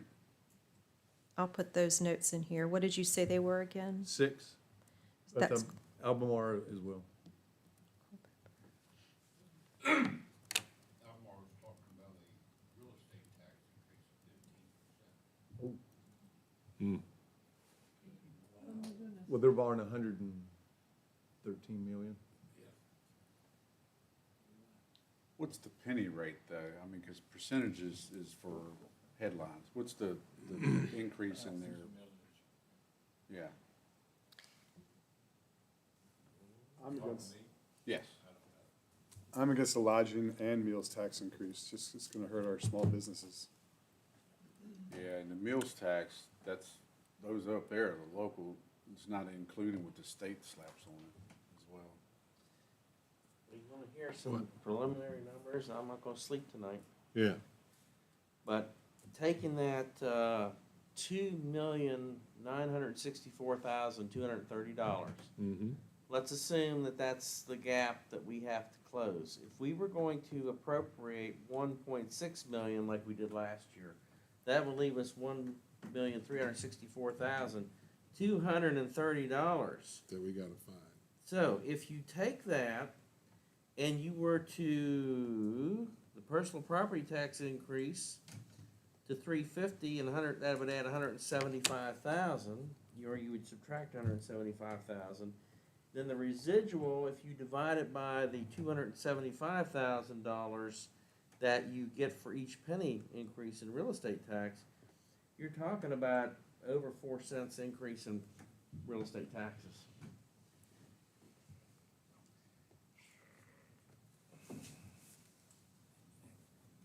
Green did theirs, they posted theirs in public notice at 3 cent increase. Mm-hmm. Started at 9. So what's their total now? Huh? What's their total? Total budget. No, the total in the real estate, is it 54 cents, 64 cents? 3 cents would go up to 72. And where are we now? I think we're at 52. Yeah. 52. I'm gonna put a line for the 3 cent, just to show you the Equalization difference. always throws me off. Hmm. Equalization. Oh, yeah. Yeah. So, but Judd, who pays the lodging tax, you know? Me? Huh? No, you remit the lodging tax. You don't pay it. Yeah, but I gotta You remit it. I gotta charge. And You then that- charge it. so So less who's peop- paying it? Less people come if they have to. If it's No, they're not, they're not gonna, they're Have you not done- gonna not come. You do it? Huh? You have lodging? I have never even looked to see what the lodging tax is if I go somewhere. I'm not gonna not go somewhere because the lodging tax is, $14.80. I will say the lodging. Not when tax- you're paying $300 a night to stay I somewhere. can tell you it's 15% in Virginia Beach, because I've got a rental down there. Yeah. It's 18 in Tennessee. Huh? Or was a few years back, 18%. So, you know what I mean? I mean, they're, these tourists that are coming in here, they have money. It's not just the county that's asking for their money, it's the state that's asking for their money, and it's like all the other things, all the other people raising the money on my business. Right. And that's not just, I'm just four little tents. Yeah. But I'm talking about people like what's gonna happen behind Prince Michelle's or Zach's business. So I mean, or so whatever. I can look it up to see how much it costs to stay in your tents. How much is it a night to stay in your tent? It's $125 a night plus $30 cleaning fee. Okay, so $150 a night. 2-night minimum. And now you're gonna have, you know, But you just keep, you just keep adding on. You know what I mean? Yeah. And people can't afford it now, you know, so. I disagree. Yeah, but how much are those Yeah, people paying I'm, at that's, these I mean, wineries? Yeah, no, I just disagree. My numbers are down from the year before, last year. Well, everybody's numbers are down. I mean, know. all the wineries and everything, you know. Right. So I add more lodging and more meals tax to them and see what happens. They keep going down. That's not gonna stop somebody from going if they So I just wanna looked go. it up. 9% on city lodging tax, 6% Virginia state tax, and $2 per night flat fee in Virginia Beach, for example, which comes to 15%. But they're at 9% for the city. Yeah. So There's another thing I'd like to point out, if I may, or just going down memory lane. Jennifer, in one of her presentations, she showed you, there's a difference before the audit, and then we had the audit, and what we're projecting for dropped far as our fund balance after all those wonderful policy Yeah. revs, I think it was about 3.6 million. When you start looking at your appropriation number, that's the pot of money you're looking to appropriate from. You're still, that's above and beyond your 18% policy or whatever, but I just want to give you some food for thought. A couple of other things is that, and I say this over and over again, so cut me off anytime you want. The normal services of, you take your big expenditure, set aside school, public safety, the cost, if you just take one ambulance a year, the 4 vehicles that the sheriff has, and a school bus, you're generally almost at $1 million there. Those are year over year averages. You factor in, and I don't have these numbers in front of me, but most contracts that we have about a 3% CPI factor in there. So those things go up. But I did want to point out that fund balance. And the other important part to note, we've had the benefit in the past, now I don't want to say the benefit of going into debt more, but when you do decide to fund projects, you have multi-million dollars of funds in the bank before you fund projects. It's interest earned income, outside of arbitrage and all that.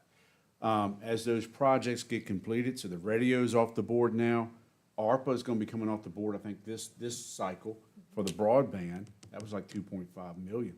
So you've got this paradigm's a terrible word, but you've got this shift where, we don't know if health insurance, hopefully it's not 16% every stinking year, it's ridiculous, and we're gonna look into that.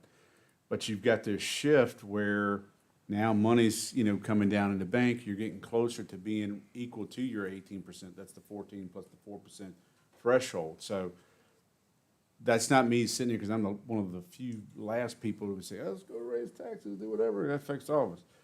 But just keep that in mind at some point. This is where industry is important, whether it's lodging or things that the EDC is looking to do, because those are just normal expenses. Those are not want-to-haves, ambulances, school buses, patrol vehicles. Those are need-to-haves.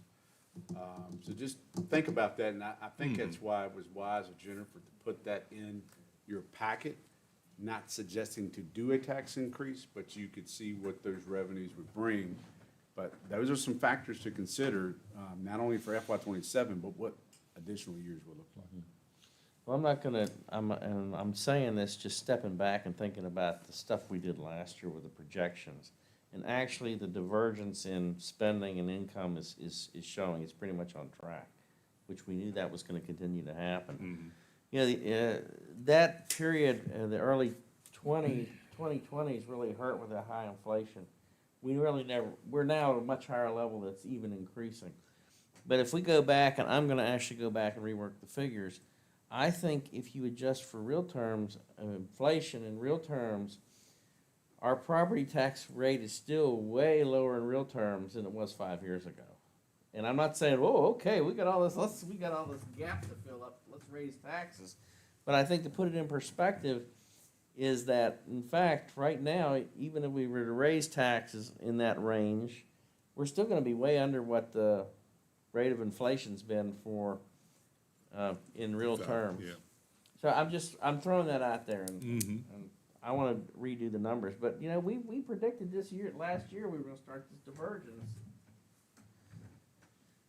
Hey, Jennifer, if you, help me out with these numbers, please. So if, all those numbers in C column, have they all added up? No, you gotta No, answer. you have to answer the question, so this, Okay, so this column none of those have here been answered. Okay, so tells you none of the those were impact added. based on the yeses Okay. and nos. Okay. That number, go down, Jennifer. Should that 2.6 match your number that's in Well, the you've freeze got- panel up top? No, because, the opening balance appropriation before answering these questions was in the negative, so Oh, okay. we weren't balanced yet. So, My point was, I thought maybe if they had all added up, we would be at 6% real estate. all right. So, y'all wanna go down, and we're gonna answer something just for now, and see what it looks like? Wait till Jim and Kim leave, I don't want them to hear this. See ya. Yeah. All right, I agree with Carney. Let's go ahead and just plug something in for now. Yeah. And I would say add the Two. 2 pennies. Yeah. And then I would add probably the 10 cents on personal property for now. To 350. To 350, or 360 was our original, correct? We Yeah, had that's to what re- it was before we, I think back like in 2020, and you all then took it to $3. It lived for 2 tax seasons, and then it went back to $3.40. It never went back to $3.60. Did you say Because of three, costs of 10 using cents or 20? Evaluations. I'd say Literally, 350 for now, because the price of stuff, cars and that, it's hasn't declined that No, much. used prices are still high. Yeah, it's, and actually, I think. Yeah. You're about a 15% valuation difference now, but back when you all reduced, the reason was anything 2015 and newer, it was about 30 to 34% We valuation. equalized. So, so, I mean, everybody also has well, I'll speak for myself. I've got a year's worth of depreciation under my belt, so you can jack me up 10 cents, and I'll probably pay the same as I did last year, because my vehicle's depreciated.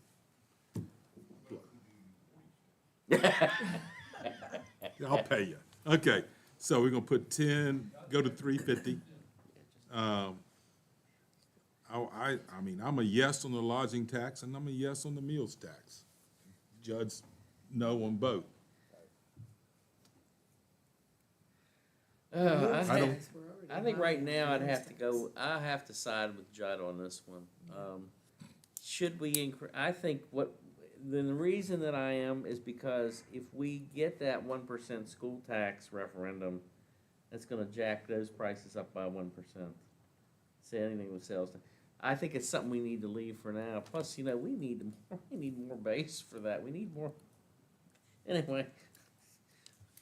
That's all, I'm gonna go, I'm not gonna. You all are looking Good at thing I'm not a bottom. drinking man. I'd be under the table here by 7:30. I know. You have to follow us out to Locust Dale for that. I didn't bring that in here. Do you want to go back and, whether it's tonight or Okay. next week, but, so obviously you've gone through a lot, and I appreciate that. Now you got 239. taxes. If you want, this is where I would say, do you want to go back and look at capital again? Do you want to go back and look at positions? Are there things that would, now you see that number, you may feel different about, so, let's not. And what I can do, like I mentioned, is next week be prepared to bring this up again, but also have a draft by department budget for you to look at based on your answers. What's the 588 number, sorry? That's how much on this side, the operating budget is going down, but then your capital is going up by 1,132,000. Yeah, so we're still looking at the top number in yellow, Mike. Yeah, you know. so opening balance 2239. appropriation is roughly 2,239,000. And of course, I'll make sure that all this adds up between now and next week. I'll plug the actual numbers in to the budget line items and confirm everything. But that's roughly what it looks like right now.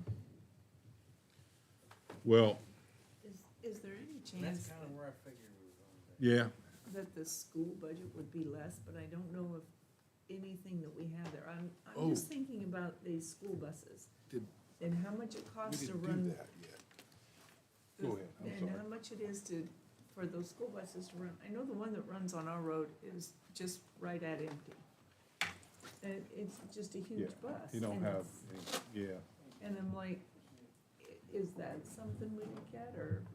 I would say, That's not our business, that's the school. you're a taxpayer and a board member, so I think it's business in both areas. Side.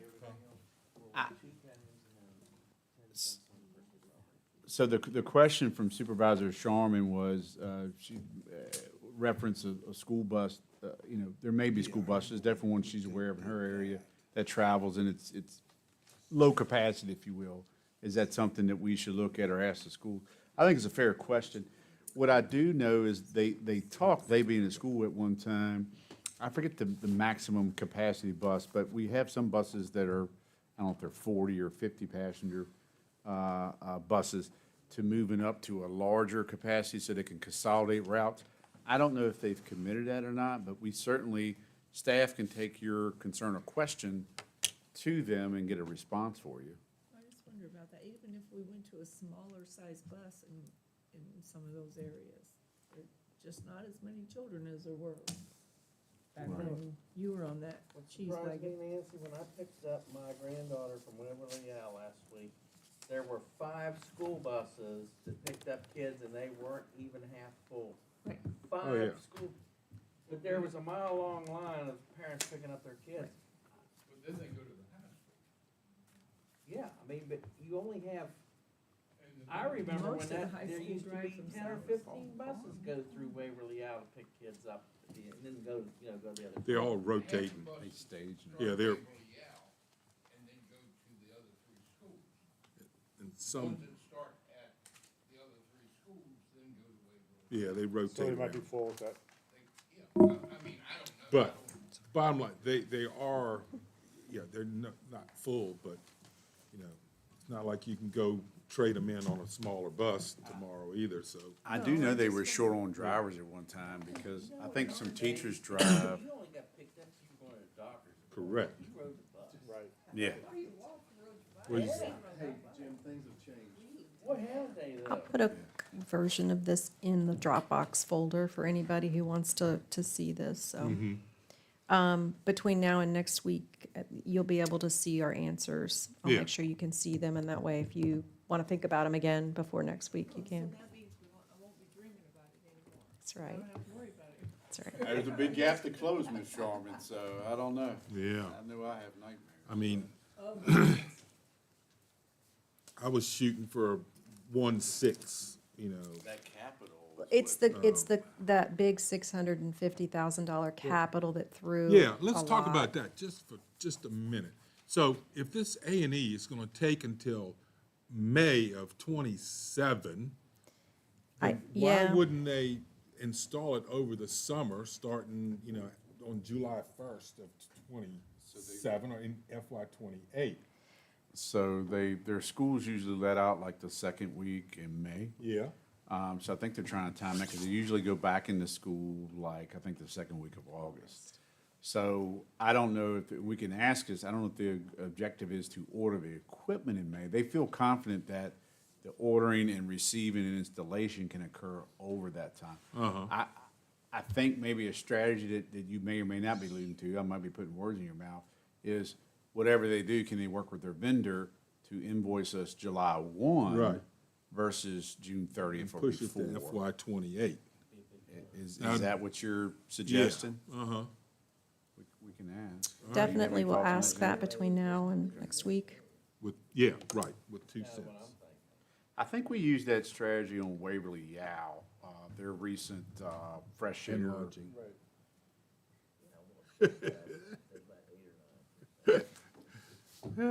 Okay.